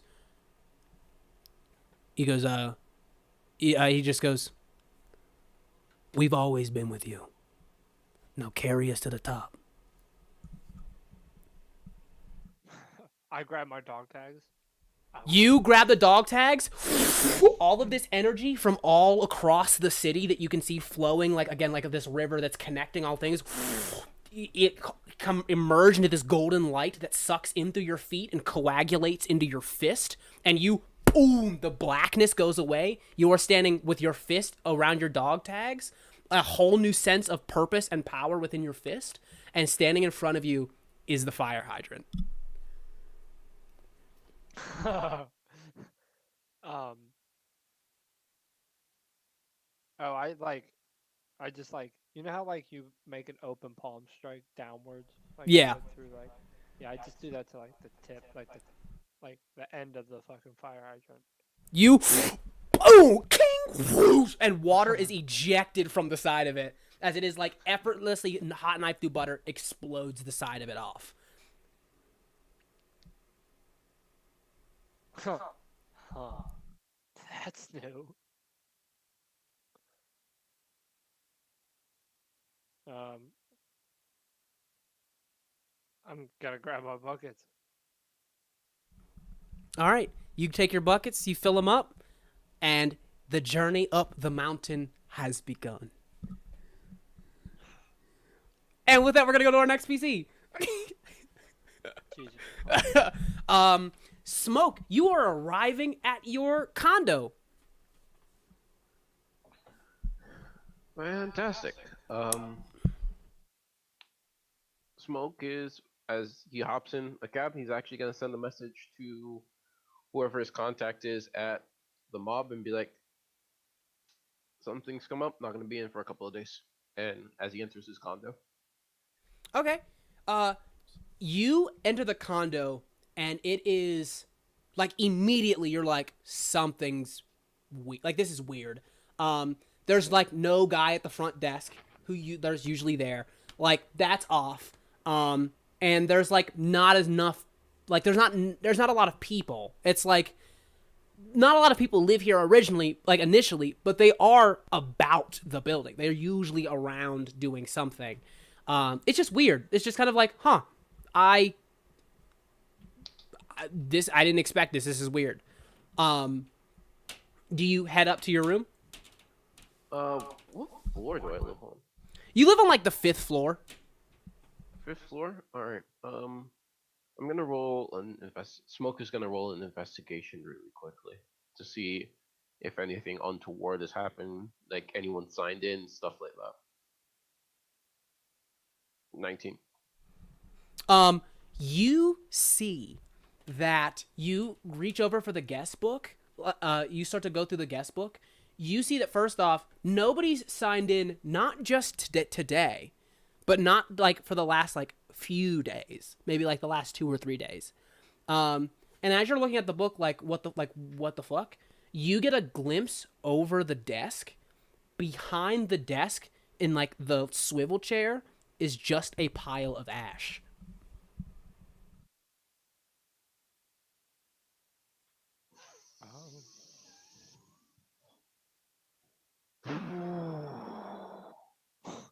Fuck.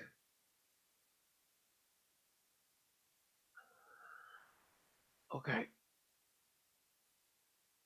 Can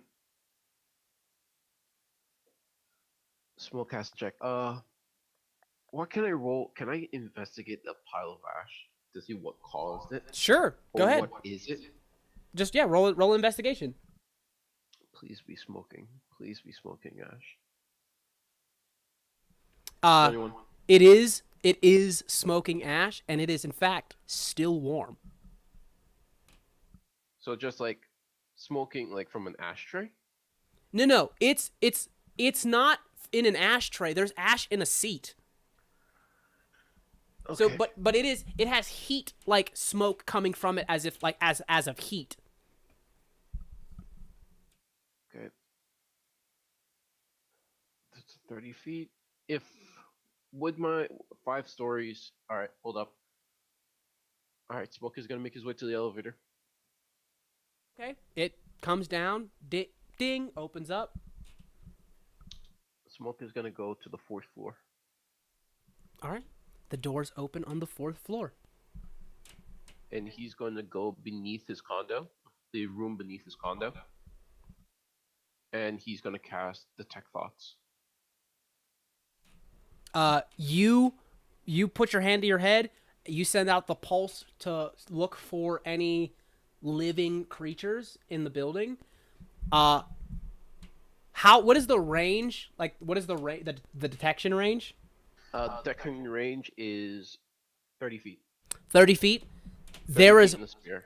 there is one presence within 30 feet of you in every direction. Every direction? In every single direction, there is only one.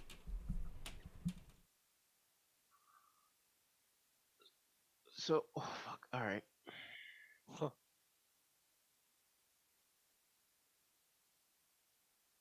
Gonna go back to the elevator and gonna go up. He's gonna take out his wand and he's going to walk through his door. Smoke is gonna inhale. Doof, doof, doof, doof, doof, doof, as he knocks on the door. Okay. You knock on the door. Nobody answers it. Coming in. Opens it. Walks inside. You step inside. Your apartment, other than how you usually leave it, is untouched. It seems like there's been nobody through here. Nobody's ruffled through your things. You head through. You start to look around. There's nobody in the bathroom. You have this in the living room, kind of like this big TV room, big old window that overlooks this sector of the city.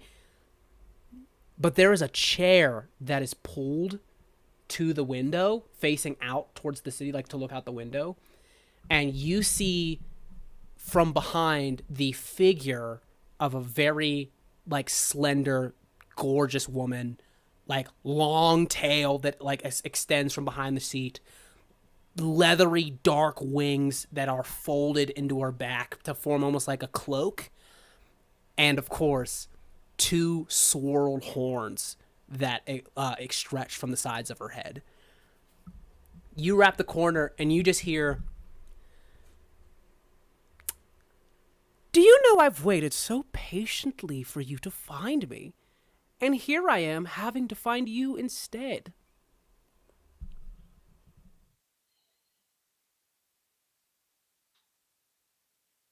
Quiet. Oh, what's the matter?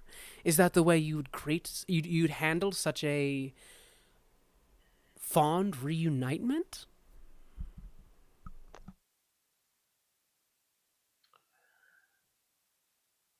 Walks over to his kitchen and starts looking in the fridge.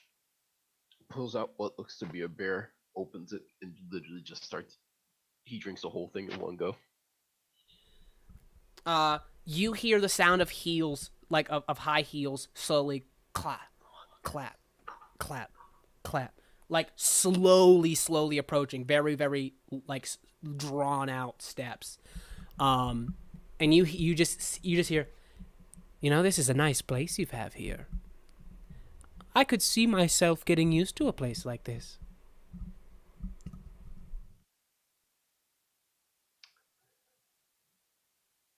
What, why are you here? Well, I told you, silly. You've been looking for me for how long? Well, it's truly disappointing to see your progress. I figured I'd give you a little push from the starting line. How close is she? Maybe about 20 feet, 15, 20 feet from you. Yeah, actually. Thanks. Breath weapon? Oh, baby! Yeah, so she has to make a dexterity saving throw. You see that you go, okay, deep breath. You feel all of the different mechanisms firing in place as they start to align and to initiate the breath weapon. You turn to exhale. You turn the minute you 180 and turn. She is whoosh, slides directly into your face like a blink, like in the literally a blink of an eye. She's in your face. She fully reaches forward, grabs around your neck, pulls the stone from your neck that has been concealing your form in this kind of like humanoid form, and you immediately revert back to dragon form. She grabs around the mouth, like your mouth, almost like your snout, keeping your mouth closed. You see the steam, poof, that breath weapon starts to expand from the side, and she goes, "Now, darling, I gave you such a gift. You don't think you could use it on me?" You see the wings whoosh, fully unfurl from her back, a truly wicked demonic form with the face of a goat, like a calcified bone face of a goat, staring at you in the eyes, these pinched irises staring directly at you. And you see that she grabs your mouth and she goes, "No. How about it?" She goes, "That's not very appropriate for a, how do I say, welcoming? Like, let's go of your mouth," puts her hand on your chest, and fully launches you through the fridge. You are go, go, go, go, go. Wall, fridge, wall, wall, wall, wall, wall. And you are down the hall, maybe about 6 rooms down the hall, as you explode through the wall, tumbling head over heel into the living room of another house. Just a solid hole through walls and furniture and the fridge, all the way in a straight line. As she walks towards you, stepping through the hole in all of the debris that she's just caused. And she goes, "Oh, how disappointing. And here I thought after all of these years of you working so lone wolf, you'd get so much stronger. And you thought you could take me by yourself, sweetie. Truly disappointing." Funnily enough, I always knew that I needed a little bit of retribution. And with that, he's going to activate his briefcase, and he's going to go into turret mode, and he's going to blast her in the fucking back. You see that she goes, "Now what is that?" Boom! Shoots her right in the back. Is enough to, like, it hits her. She like arcs her back, takes a step forward. You see steam, like smoke, rising from her back from the impact. And you see that one of her wings kind of twitches as if it was hit like right in the membrane, like it's like almost broken and crimped in a way. Snaps, unfurls, like rights itself, and she goes, "Oh, now that is undisappointing." Oh, Is there a window? There is a window. I'm jumping. You see that you jump out of the window. As you descend to the ground, she steps into the window, like into the hole in the window, looks down, and she goes, "Don't worry. We'll be seeing each other real soon." Turns into a fiery plume of smoke and just immediately just dissipates outwards into the air. And you, boom, hit the ground with a heavy thud. You take... Can I cast Featherfall? You may cast Featherfall. That's the last spell slot. You still hit the ground because you weren't able to right yourself, but there's no damage. You hit it very lightly. It is kind of just enough for you to be like, ugh, just enough to be like hard, soft enough to where you don't take any damage. She has disappeared. Your Sealy amulet that cloaks your fairy-like appearance to the Unsleeping City and the waking world has been taken. You are now, until you get another one, stuck in your draconic form. And you are on the ground outside of your apartment. At least my building isn't on fire this time. Fuck. Wild. Explodes. You land and you see that this is maybe a few hours later. As you land on the ground, Henry, Smoke, and Diego, in your various states, you get a call from Alejandro, who has called you and wants to talk shop with you guys at the Gramercy. I am climbing a mountain. Fuck This that. this I'm is not going. this is hours later, Henry. So like you've been training with Jackson for a while, and he's like, all right, you've had a good day. If you need to go, you can go. Thank you. I'll have to see. All right. So do I just know how to get there now? Is there an easier way to Yeah, get there? you know you've been there a few times, so like you would know how to get there. I've been there a few times. Yeah, like I mean, at least within like spoken, you've been there at least like 3 times. Oh. All right. Well, I'm gonna tell him I'll see him later and Okay. be on my way to go meet with what's his name. Diego, do you head out? Yeah, I'm gonna head to the pharmacy. Okay. Smoke, you do not head out. Yeah, I'm going to her place. Okay. So the two of you arrive at the Gramercy, and you see that Alejandro is there, and he goes, he's he's sitting there with Esther, arms crossed. And he goes, okay, thank you for answering my message. Alejandro looks around and he goes, I believe we should just jump right in. The presence of the Vox Phantasma begs a question. And that is, he goes, there have been Vox Phantasmae? Phantasmas? Phantasmas? You have me? Fantastic. He goes, Vox Phantasmas in the past. You see, he takes a very deep breath, as if he's like the Phantasma blunder was kind of him trying to soften what he's about to say next. You see, he goes, there is a version of the fight that happened in Astoria that goes in a very different way. I want to offer forward the question of what should be done I want to offer forward the question of what should be done if young Charlie loses control of this magic in a way that is more dangerous than what we have already seen. I mean, I'm sure we can find a binding spell that can calm her down. I mean, like, I come from a town of if a dog tastes blood, it's already too late. He goes, that is my fear, Henry. We're not doing that. I do not wish to do it. I do not like, wish to do it either, Diego. But I've been combing many a binding spells. But we cannot just put young Charlie in a cage for the next, however many years she is alive.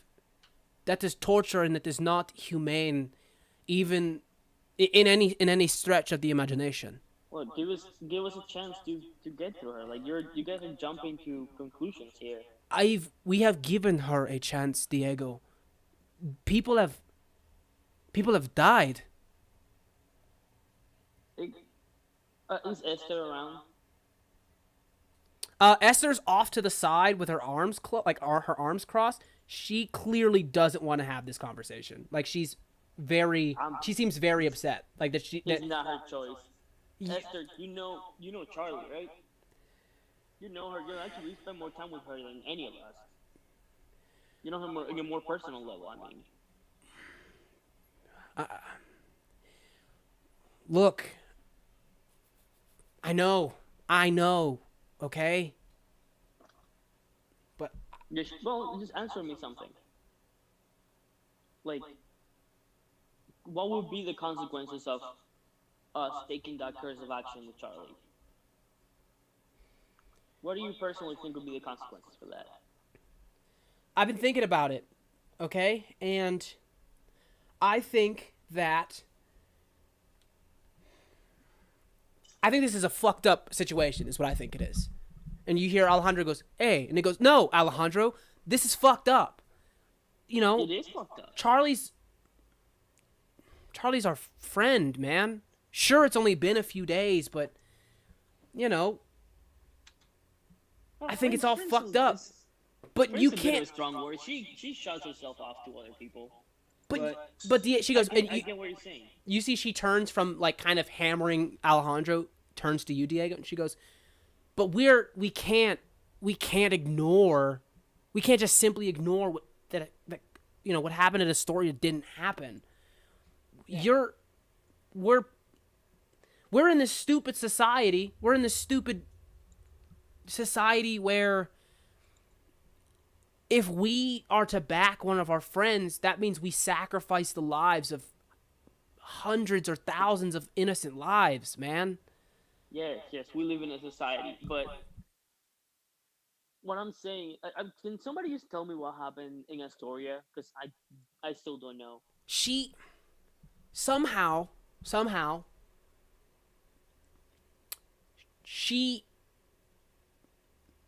when she was in Nod, she was essentially at her strongest in terms of this magical, whatever this magic is, the magic of the Vox Phantasma. Okay.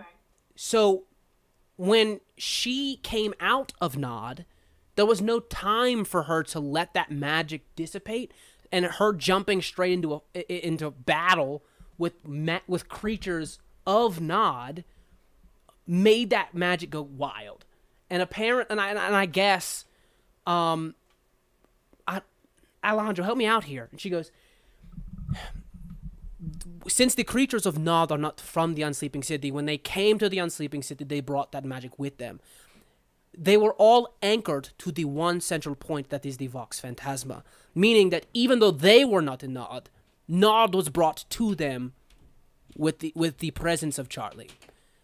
Okay. And so long as she exists, that magic will continue to be rampant and continue to go wild and continue to put others in danger and then put others' lives at stake. Yeah, but this just happened to her. Like, nobody has been able to explain to her exactly what this means. Nobody has. We have tried to tell her, mijo. We have tried to tell her many times that her responsibilities matter, that her choices matter, that, that she has a voice. She speaks for an entire realm. She's scared. We can't just go and off her. I mean, we can. No, we can't. I'm not gonna be a part of this. If you guys want to go and do this, you're going to be on your own. You're not thinking, Diego. You're not thinking straight. I'm not. I might even not let you do this. Are you ready to do the same thing with me, abuelo?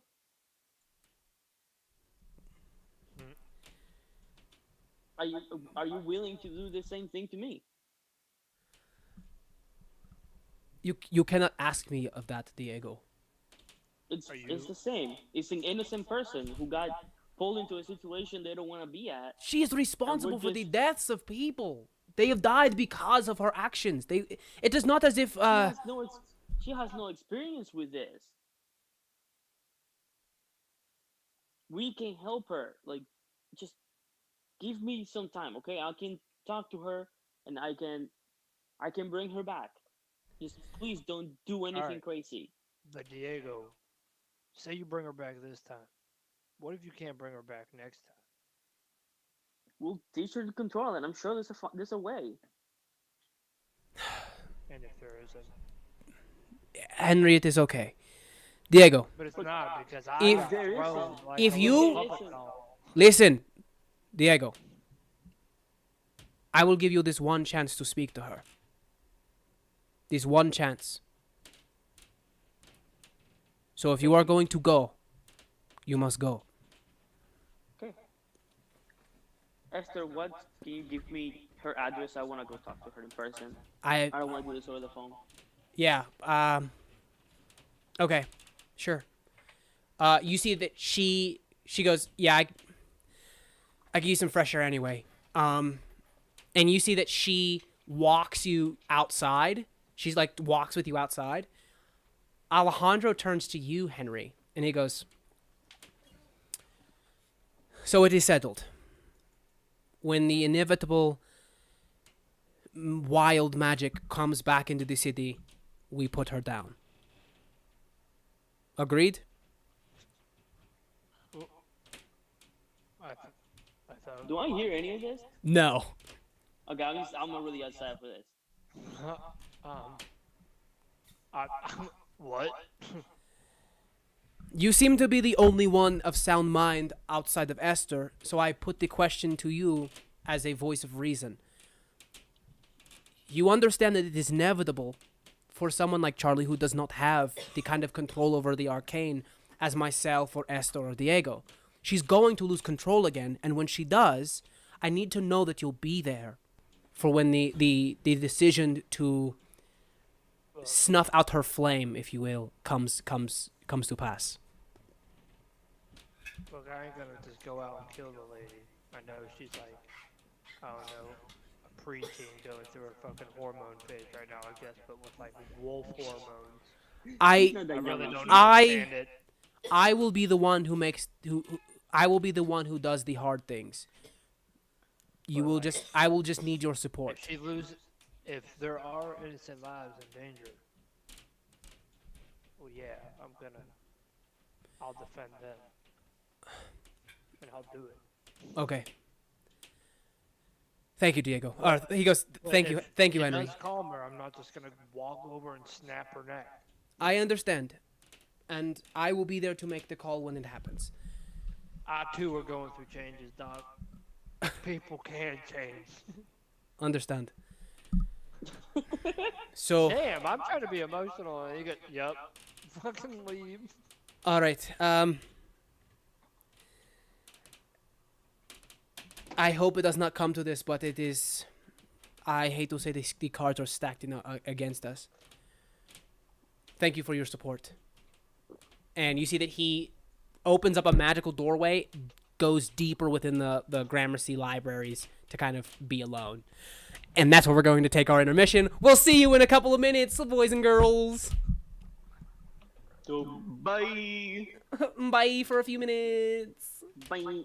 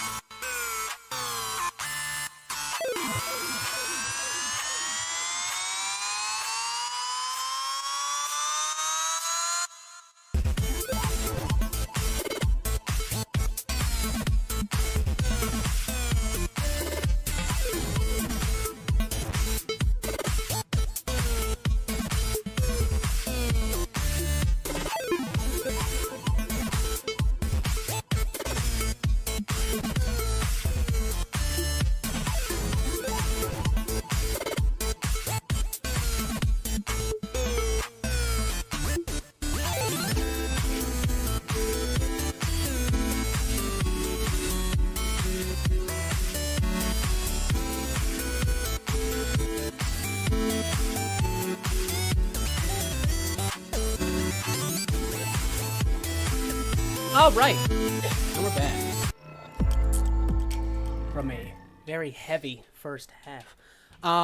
Starting the second half, it is later in the day by a few hours, and we've gone through all of our PCs except one. Charlie, it is many hours later.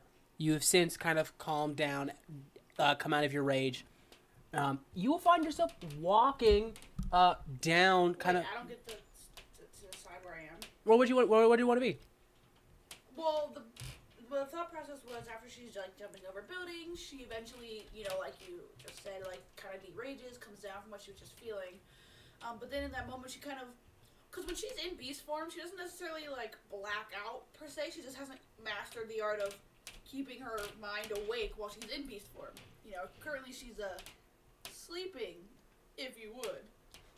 Haha, sleeping city. Anyways, so, the more she obviously will learn to control her whatever, the more aware or herself she'll be in this beast form. But because she has no connection yet, she's completely severed, so when she goes into beast mode, she basically blacks out.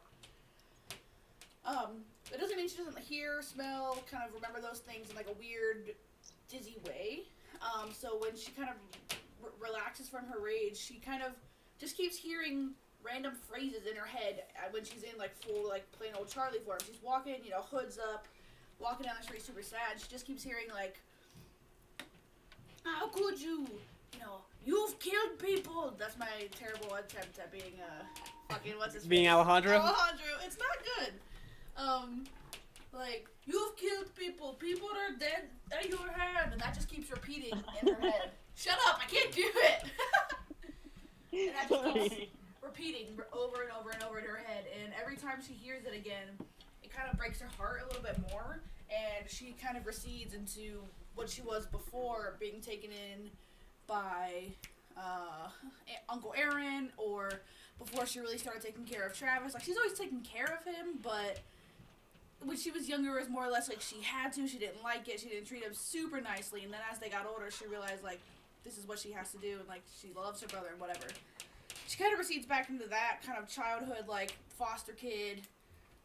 And she finds herself on a subway. Or at least in the subway, like, hallway thing, you know, where you sit and you wait. Yeah. What's that called? The subway platform? Maybe. I feel like the underground ones, where you, like, go down a little bit of stairs and then boom. Yeah, the station. Think like Madagascar, you know, like when they go into the train. Okay. That. And she's waiting for a bus. You're waiting for a bus at a subway station? Or a subway. A train A car. train. Shut up. Okay. Where are you going, though? Like, where's your destination? I don't know yet. Okay. She's just waiting. You see that you find yourself on the train. And it's pretty non-eventful on the train, I guess would be the word. There's very few people on the train. There's kind of a calmness to the lights going on and off as you go in and out of, like, you know, like stop to stop through the tunnels. And you just find yourself riding on the trains. Like, are you just riding it for however long, or do you want to get off at any point?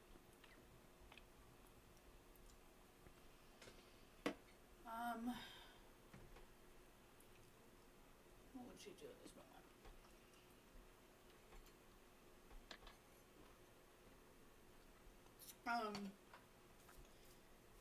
Where was the wedding at again?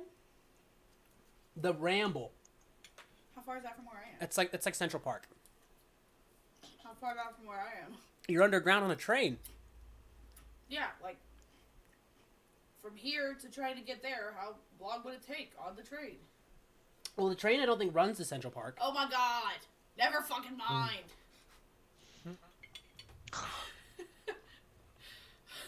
Jeez. Okay, never mind. I'm trying to think what she would do, because I don't really necessarily know how subways work. Is there like a end of the line, or like does it just go forever? It depends on which train you're on, but yes, there is sometimes like, because not every train runs like all day. Some of them stop running at a particular line, so like at a particular time. But it's not that far into the day to where that would be a factor. Right, so it would just keep going basically. Yeah, around the it whole would be city. it would be the same stops, but yes. Gotcha. So yeah, Charlie just kind of doesn't move. She's sitting there in her own world, just having that repeated phrase in her head, and she just keeps seeing all these angry faces. You know, Smoke is screaming and snarling, and Alejandro for some reason looks like weird, like Ghost Rider, but like Hispanic. And she just keeps hearing that and picturing that, and she's just sinking into her own depression. Okay. You going stop by stop. At some point while you're at it going down, there's like a weird black flash next to you. How can it be a black flash? It's not necessarily a flash, but when you take the time to like look at it, somebody sat next to you, dressed in like all like clad in black. Do I need to roll anything for just to kind of see if I either know this guy or anything rings a bell? Let me see if you do that. Let me see if this helps you. Sits down, much older fella, leans back in the chair, and you see he goes, "Friends let you down, huh?" Who sat next to you? Robert Moses has sat next to you. Hold on. You remember him from the wedding. Hold on. I want to get my notes out. My fucking computer is squishing it. God. Let go.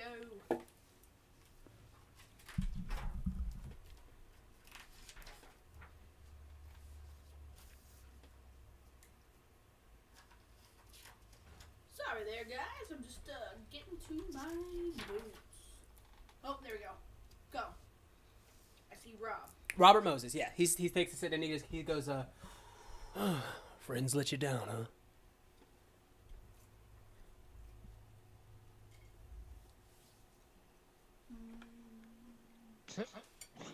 I'm trying to think. The last time that I saw him was when I took the girl from the vampire tent. Thing. Did he say anything or do anything before I left? I can't remember particularly. No, so you took the girl Melissa and you ran with her, but you. Oh, then she was fucking eaten by alligators. Oh my god. But Just when remember. the vampires tried to run after you, he stopped them and said like it was fine, like let her go. I remember. Okay. Oh, sorry. Line. He says, so your friends let you down, huh? Friends. Yeah. I guess. What you want to fucking call them? I don't know if you remember me. My name's Robert Moses. Yeah. You don't need to explain. Yeah. I just want to help. All right. Oh, help. Yeah, like you wanted to help that girl. So I don't recall helping very much. He goes, easy. You see, like, one of his, like, bodyguards is with him, kind of, like, steps forward, and he goes, whoa, easy. You know, no need for that, Michael. He goes, he says, kid, I like to talk in a town car, but, you know, if you'd rather sit in the subway, that's fine, too. I think we got off on the wrong foot.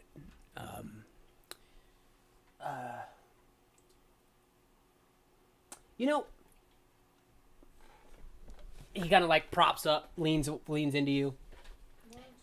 Like, not into you, but like kind of like he was sitting looking forward, and he's repositioned to where he's looking at you now, right? Right into my soul. Yeah. He goes,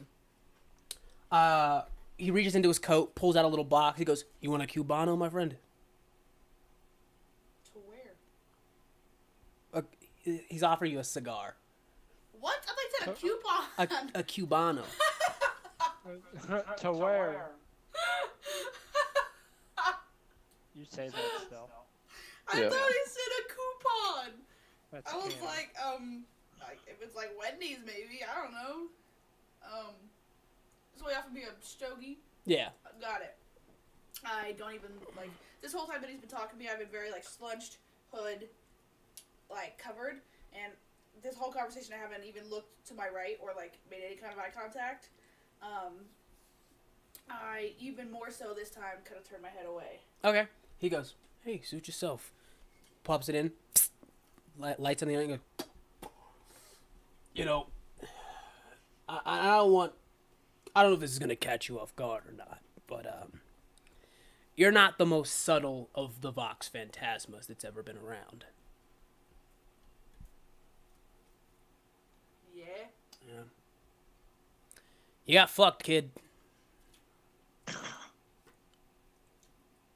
that all you came here to say? Because thank you.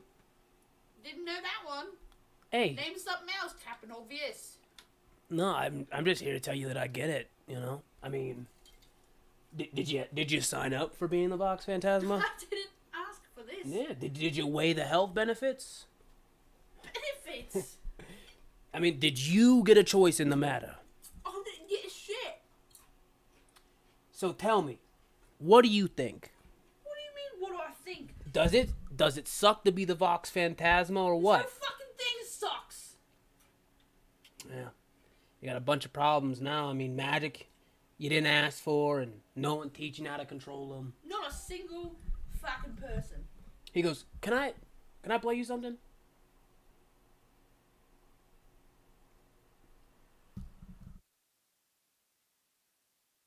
Play. Thought you said blow. No. He goes, Can I play you something? I suppose. Okay. You see, he takes out his phone, click, and you hear.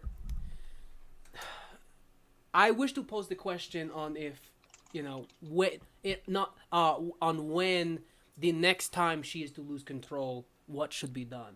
And you hear the entire conversation about Alejandro, Esther, Diego, and Henry having the conversation about possibly putting you down. And then Diego saying like, I can't be a part of this, is escorted out, and then you hear Alejandro and Henry saying, Henry, you seem to be the only one who seems any sound of mind. Can I count on you that when the time comes, and it will come, that you will be there when I, you know, snuff the flame, if you will? Henry replying that he's not going to just kill an innocent girl, especially if she's going through some changes. And then him saying like, no, I will be the one that does the dirty work. I will be the one that does the hard decision. But I need to know that you'll be there for support. And then you see that like Henry goes, like, okay, and then click. He turns the recording off. You faked that. That's that's magic editing. He goes. It doesn't. That's not real. He goes, give him a call. But you already know what they're gonna tell you. They're gonna tell you, no, that they need to talk to you. You know, that you should go and meet them somewhere. Why would they lie? Hey. Look, you should know that Anthony Fischetti guy, your new Vox Populi, you know, he's a schmuck. Biggest schmuck there ever was. Alright? He's not so hot shit as a Vox either, right? No comment. So why are you the one that they're talking about?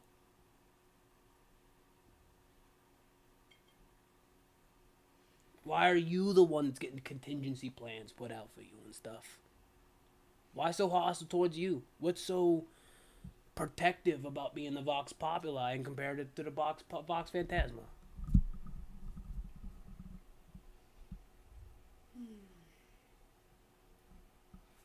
Look, kid, I get you, alright? You're a fighter. You're a protector. You know, so long as no one's getting hurt or taken advantage of, right? And he goes, but, you know, you think I'm some bad guy, right? You think I take people and I have vampires feast on them for no reason, right? He goes, take a walk with me. He goes, I'm an old guy, all right? You know, that's why I walk around with a bodyguard. He'll stay here. Take a walk with me. We'll go to my nightclub, and I want to show you something.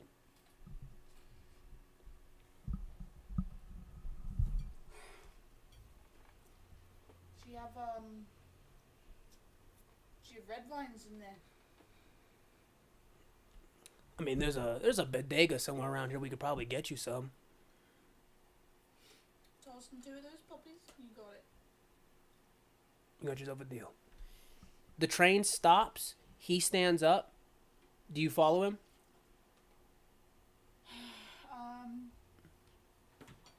Train stops. He stands up. Yeah, he's like waiting for you to like walk with him. You see that Michael, his like big bodyguard though, is staying in the train. Like he hasn't moved.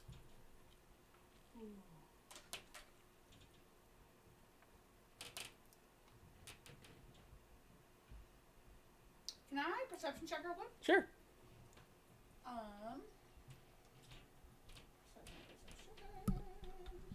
And my keen senses is already included in here, right?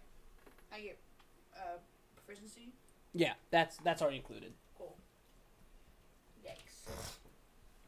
What are you Got a 9. What are you trying to look for? Specifically just doors open. What do I see? Like, can I see if he has any more men? Can I see his town card? Can I see other No more men. people? Well, what opens up is a stair, like a stone staircase that goes Right. up to the main street. But there doesn't seem to be any other guys in suits or anything like that outside of like legit businessmen who are using the train for transit. The doors open and it's just pedestrians coming in and out of the train. Cool. Okay.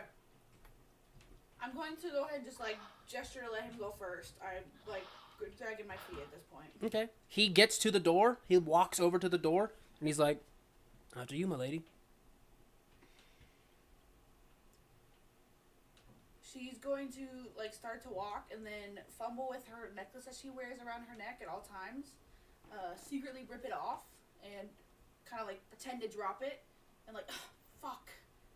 Hoping that he'll maybe bend down to pick it up for me. Okay. He's gonna roll an insight.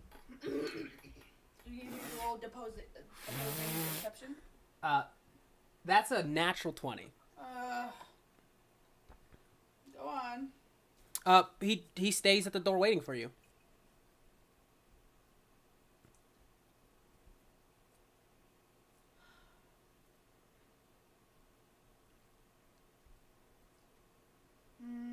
Ding, ding, ding, ding, ding, ding, ding. I'm nervous about going on this thing with him.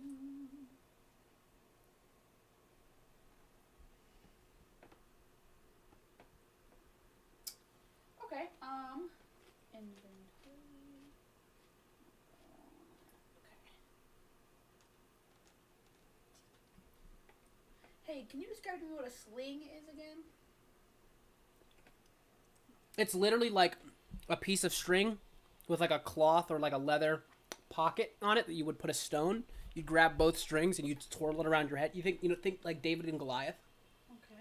That you would swing around and then you could let it go and like throw rocks at people. Okay. Not necessarily what I wanted, but that works. Cool. Fuck me. I'm going to, I guess, strength check to try and throw him off the train. Okay. Roll a strength check. Okay. Fuck me. Oh, it didn't roll. Ooh. Wait. Oh, so it's your rage on. So it's fine. We just gotta make sure we take it off. So you grab him. You're using. So you have a strength check. You have grappled him. You have him now. I just want to throw him off. Okay. You pick him up. He does not at all he does not all fight you. You throw him off the train. Michael is now going to attack you. Michael grabs you by the back of your neck. Snap, your body goes limp. And he fully grabs you with one hand, walks you off the train. You see that Robert he picks himself off, dusts himself off, and he goes, "Kid, I was trying to extend an olive branch here, but if you want to do it the hard way, we could do it the hard way." And you are walked out of the train station up the stairs, and he throws you into the trunk of the town car.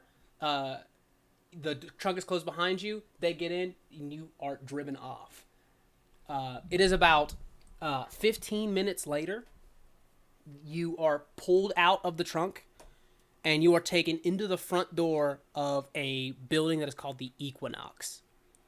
It is this like nightclub. It's like later in the day, but it's not like nightclub hours. It's maybe like 5 o'clock, 7 o'clock, like 5 to 7 o'clock. So it's not like nightclub hours, but you're fully paralyzed as Michael is this giant hulking of a man is carrying you in the building. And you see, you see as he opens the door, walks into the nightclub, you see it is filled with vampires. Just, blackout shades on all the windows to stop the sun from coming in. This dark, eerie red glow in, like, the lighting. You see it is filled with vampires and just a bunch of humans everywhere. Just, like, a couple of humans. Maybe, like, one human for every, like, 6 or 7 vampires. What about them stands out from each other that I can tell the difference immediately? Well, you see that, the vampires are feeding on the humans. Oh. Got it. You're draped over Michael's shoulder. Robert's walking next to you, and he goes, "Look, kid, I think you got the wrong idea about me. Take a look." He goes, "Everybody here chose to be here. All right? All these humans," and you see all these people looking haunted and empty, like from being drained. And he goes, "All these humans, they want to be here. I didn't force them to be here." He goes, "They're not forced to, just like your pal Melissa wasn't forced to be there." He goes, which, by the way, no hard feelings. You see that he goes, hey, they needed money, and these vampires needed blood. So look, you get it. I didn't create the demand, people did. So, sorry, I just want to get this straight in my head. You're like a fucking blood dealer, but like drugs? He goes, "Hey, look, I don't force anybody into anything. They come to me and they need money. This is what I deal in. They can walk away at any time." What does this have to do with me? Look, there's nothing wrong with using your powers, right? For yourself. You don't owe anybody anything or anybody, right? The city is the gateway to the American dream, kid. Rags to riches. Making something of yourself. And that's your story.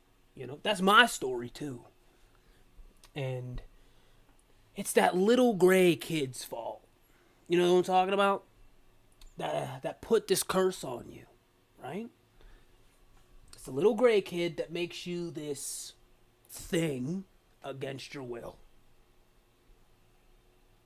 You see, he walks a little bit further and he goes, so here's what I'm thinking. You don't want the curse, right? You want answers. You want to go on with your life. And I want to take care of my business and protect my interests. So, why don't we both do each other a favor and talk to this little gray kid together? You know, see what the story is.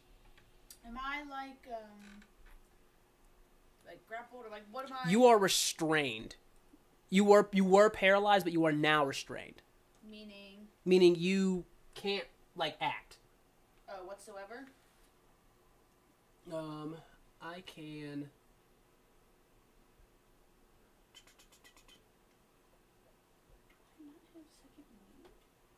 You're not a fighter. Oh yeah, totally forgot.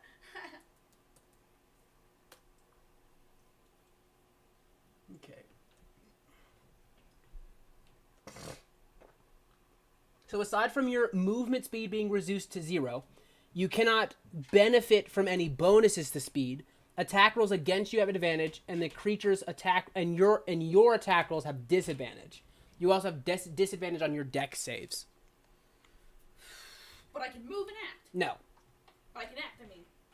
You can act, but you just can't move. Cool. I might need to do a sleight of hand check, I assume, but I'm going to attempt to stick my hand in my pocket and call Ed. Okay. Diego. Roll a sleight of hand check with disadvantage. Fuck. I literally just said you have disadvantage on those. I didn't know sleight of hand was dex. For some reason I thought it'd be like wisdom or some shit. Oh wait, how do I roll it with disadvantage? Toggle the disadvantage button. It's next to the -2. Uh-huh. Just click it and then roll your thing.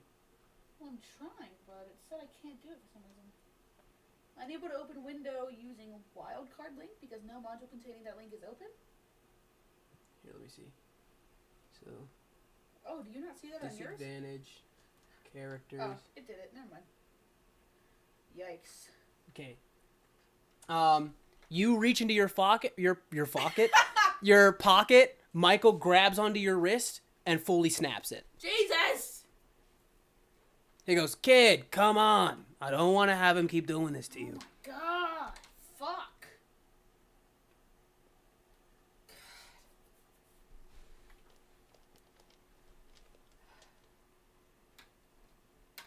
So what was the dude asking me? He just wants, he's saying, like, let's get to the bottom of this together. He's like, you want to get rid of being the Vox Phantasma, and I want to protect my interests. Let's just talk to this little gray baby together. You know, I don't trust you. I mean, how do I know this isn't some weird, ulterior motive? Like, what if you what if it's going to benefit you somehow, not me at all? In any other circumstance, I would agree. We'd have a nice conversation, but this would be the second time you've tried to escape, and the first time was you throwing me out of a train. So you can probably understand where the miscommunication is coming from. He goes, "Look, I want him to put you down, and we can have this in as civil way as possible, but we can't do that if you keep trying to run away while we're trying to have a nice, decent conversation." Okay, I'm listening. Okay. He goes, so, I'll be honest.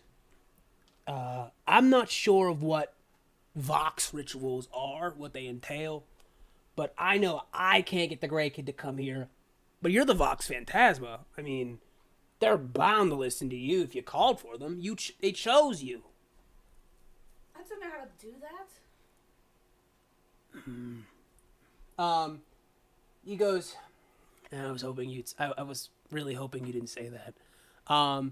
He brings you into this back room where he brings you to this back room, sits you at one of the chairs, and you turn. You see that there's this giant mirror that like layers the whole side. It is like the only thing on this whole side of the wall is just this giant mirror.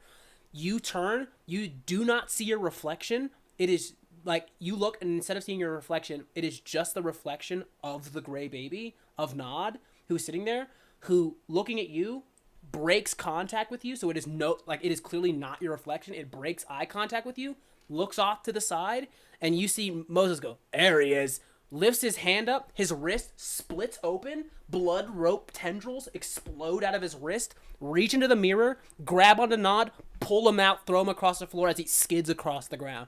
And he goes, ho, ho, ho! He goes, Levay Nod.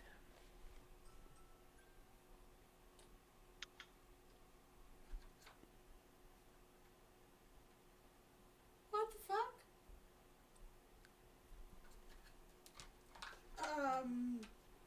And you see that he goes, you see that he goes, oh, well, you're good, kid.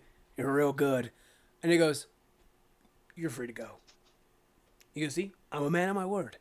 You see that Michael opens the door, stands to the side, and you see that Moses starts to close in on Nod.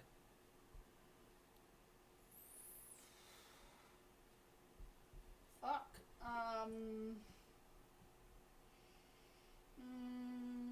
Fuckity fuck. That sucks. Still have my jumping thing on. Okay. Oh god. How far is that mile away from Nod? Not very far. Remember, Moses was next to you when he pulled him out of the mirror, so he's maybe like 10 feet from you. Nod?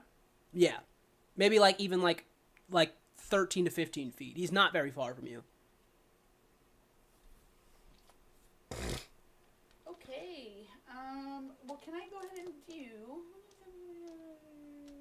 Cool. Can I do the Bistro Soul jump, but break it into 2 jumps? Like, use like half my movement speed to the first jump and then the second half for the second one, or? Sure. Yeah? Yeah. Cool. Do I need to re-roll my thing, or is it always just gonna be 14 for today? For what do you? Because I rolled this earlier, remember when I climbed the building, so I had to roll you have to roll a strength check, and then that number is how many extra feet you That would be every time you make the jump. So now I need to roll again? Yeah. Okay. Cool. Strength check. So that's going to be this side. Oh, wait. I'm just stupid. It wants me to roll athletics. That's what it says, right? Strength athletics check. Whenever you roll roll athletics. Do I have a disadvantage? No, you do not have disadvantage. 18. Okay. So I get 18 extra feet. Plenty of feet. What do you feel towards Nod as you see him pulled from the mirror by this like it's truly gross. His whole wrist splits open and these like tentacles come out that are like just blood tendrils. Grab it like completely constricted around the neck, the arms, the legs. Yank him from the mirror that he slides across the ground, and he's encroaching on him again with this kind of dark, malicious intent. What does Charlie feel towards Nod? I mean, she's pissed off for even getting her into this mess. You know, she never gets to talk to the damn baby, but the only time she gets to see him, she has to decide whether or not to save his life.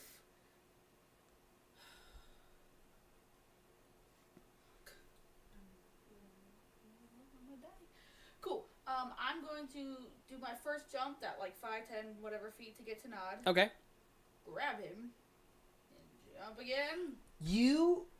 So you grab the child. You see that immediately, like now that you're close, Nod skin is like starting to crack, as it is like as it has just been pulled from the dream realm.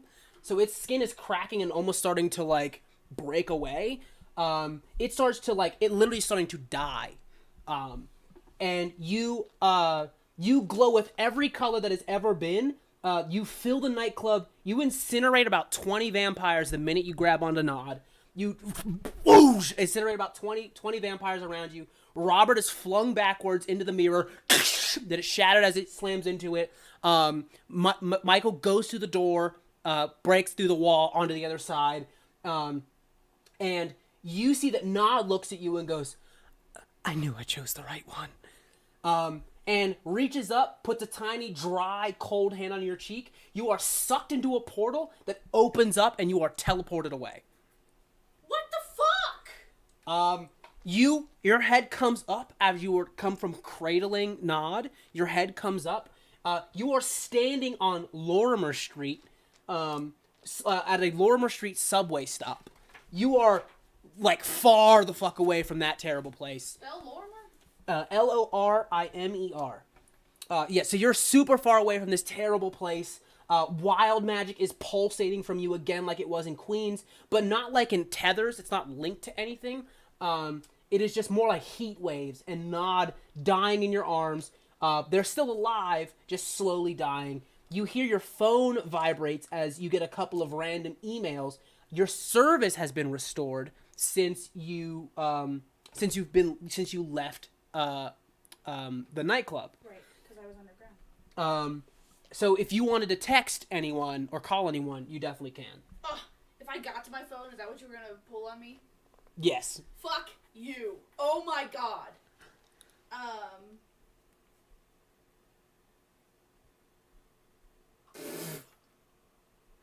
Did you see it? Romeo. Sorry. Immediately pull out my phone. Call Diego. Okay. And pick up baby man and start sprinting. Okay. You know that. So before you start spreading, you call Diego. What do you tell Diego? I'm doing this all at the same time. It's very difficult I as a can current. imagine. You're like coming from a recent paralyzing like injury. Your wrist is broken. It's kind of hard. Oh. So you're in bad shape. Yikes. Cool. So I carry the great baby and I dial the phone and I start slowly walking. So Diego, your phone rings. I pick it up. Okay. It is from Charlie. You have her contact information. Diego, what do you guys say? Yay, I was about to head out to Diego, What's up? shut the fuck up. I need you right now. I You don't should even know just where I fuck am. up. What?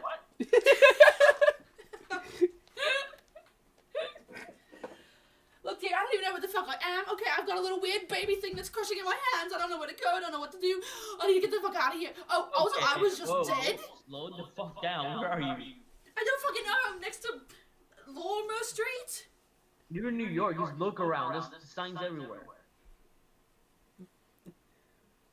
Lorimer Street. Okay, fine. I'll go over there. I'll meet you there. Okay? Oh, hurry the fuck up. I need to go. I need to do something. I have a baby.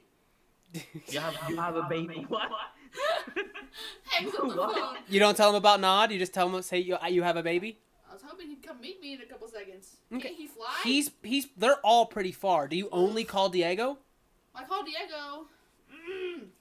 And I have Nod, and I'm pretty sure that he is dying, and we need to put him back in whatever world he came from. I don't know if I should kill him, let him live. I don't understand what's That's happening. crazy. Okay. Yeah. I'll meet you there in a second. Yeah, can you just tell everybody, except for Henry. Yep. Hershey, don't tell him. But Henry's still coming. No, hang up. Henry. Okay. She hangs up. Do you get into contact with Smoke and Henry? Yeah. Okay. What do you tell them? Like, hey, Charlie's in trouble. Nod is in trouble. This could mean, like, this could be a big deal for the city. We have to go. We have to get there ASAP. And I'm specifically talking to you, Smoke. I know you fucking went into hiding. Henry, Smoke, what do you do? This is how he answers the phone. He's so old. Hello? Was I standing next to him whenever he was having the phone call? And yeah, does he call me or text? So yeah, I would say that so this is all happening while like moments after you guys have had that kind of argument. Henry, you're relatively close to Diego, so when Diego takes the phone call, like he's with Esther. Like Esther is like, oh, she's like, yeah, I should probably get back, and has gone back in. So it is now just the two of you outside of the public library.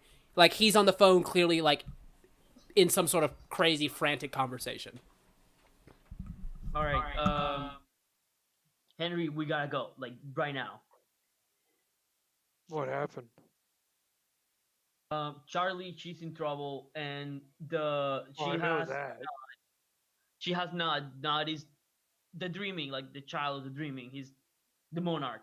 We gotta get him back there, and we just gotta go. Okay, I'll explain it on the way. No. All right.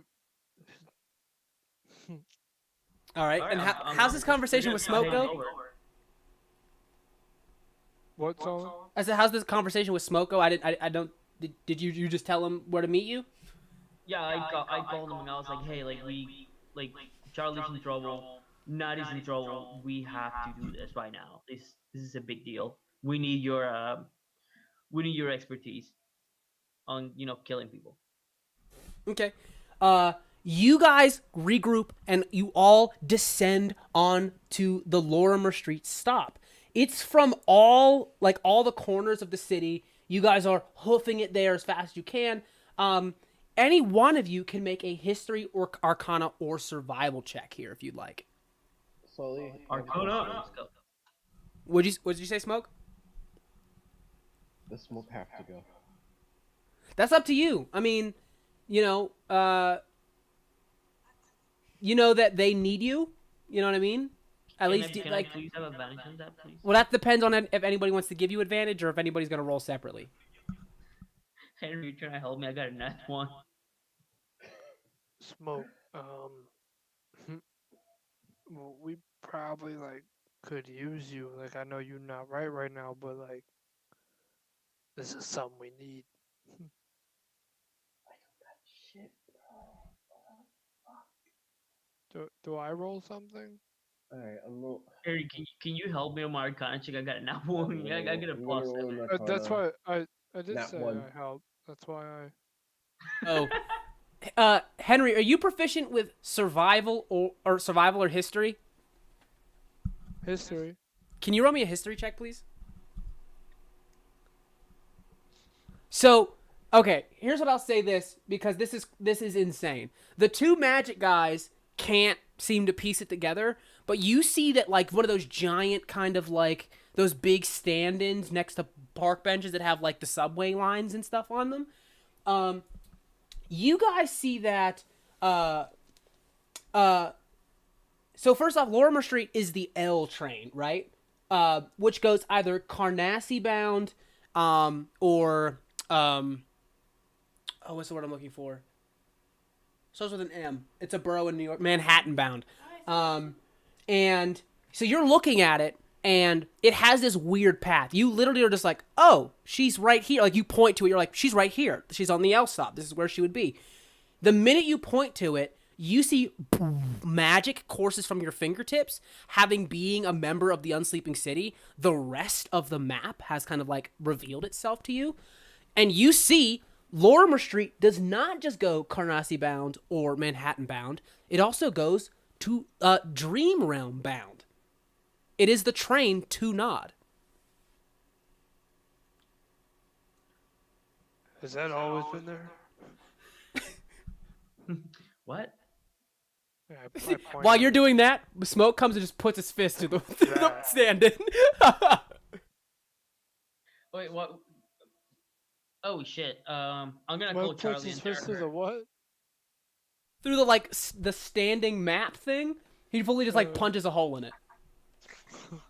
Oh, by the way, you guys, Smoke meets up, and it is not the Smoke that you're used to seeing. What you're seeing is a rather large, black scaled, like dragon person. Dressed the same, no shoes, but dressed the same. but fully draconian. Jeez, what happened to you? Where the fuck is she?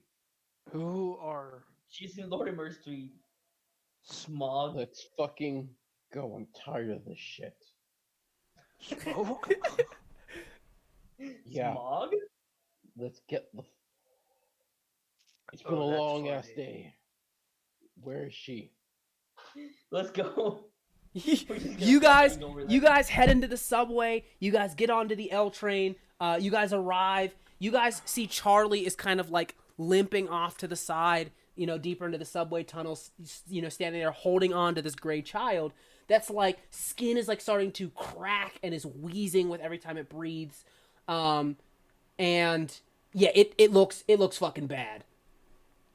Can I do roll a medicine narcotic check? check just so I could like see what's going on with him?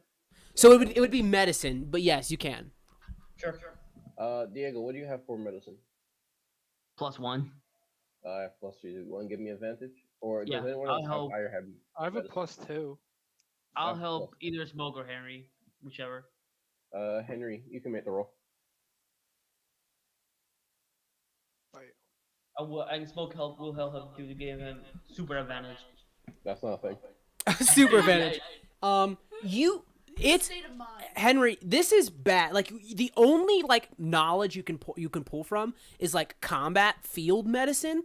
So first off, other than it having a humanoid body, its physiology is unlike anything you've ever seen. You can see that its body is actively and rapidly decaying. Like it's just like it's like watching a rose die in fast forward.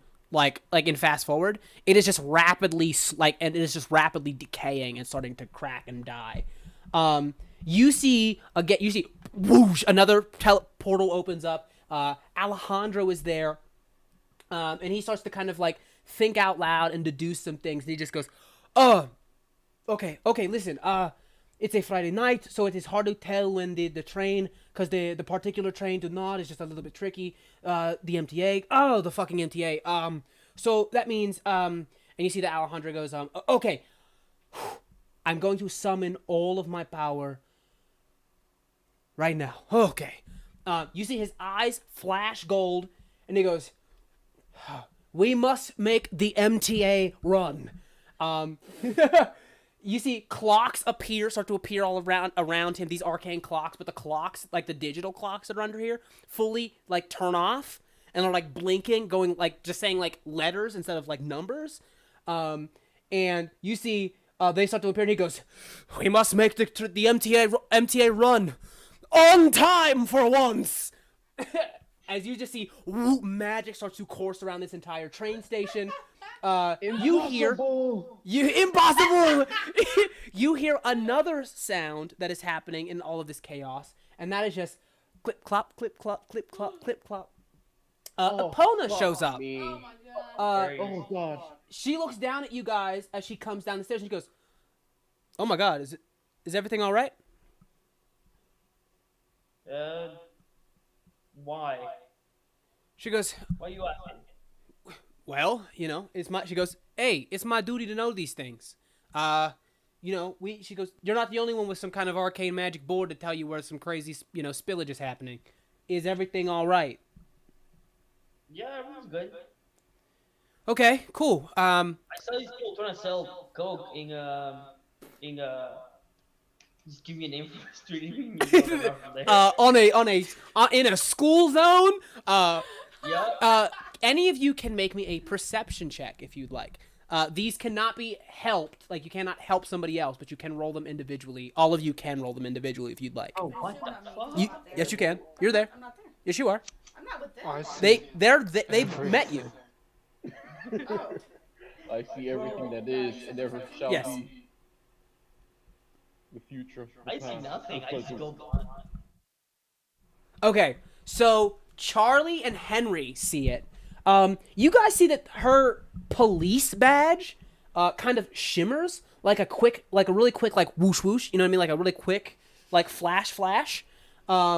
It's so quick and so small of a change that even even you guys just barely catch it. It's like some kind of like illusion magic. It's not a police badge. It's something that you've never seen before. It's like shimmering onyx badge, and it's like specifically crooked zigzags woven into the pattern of the badge.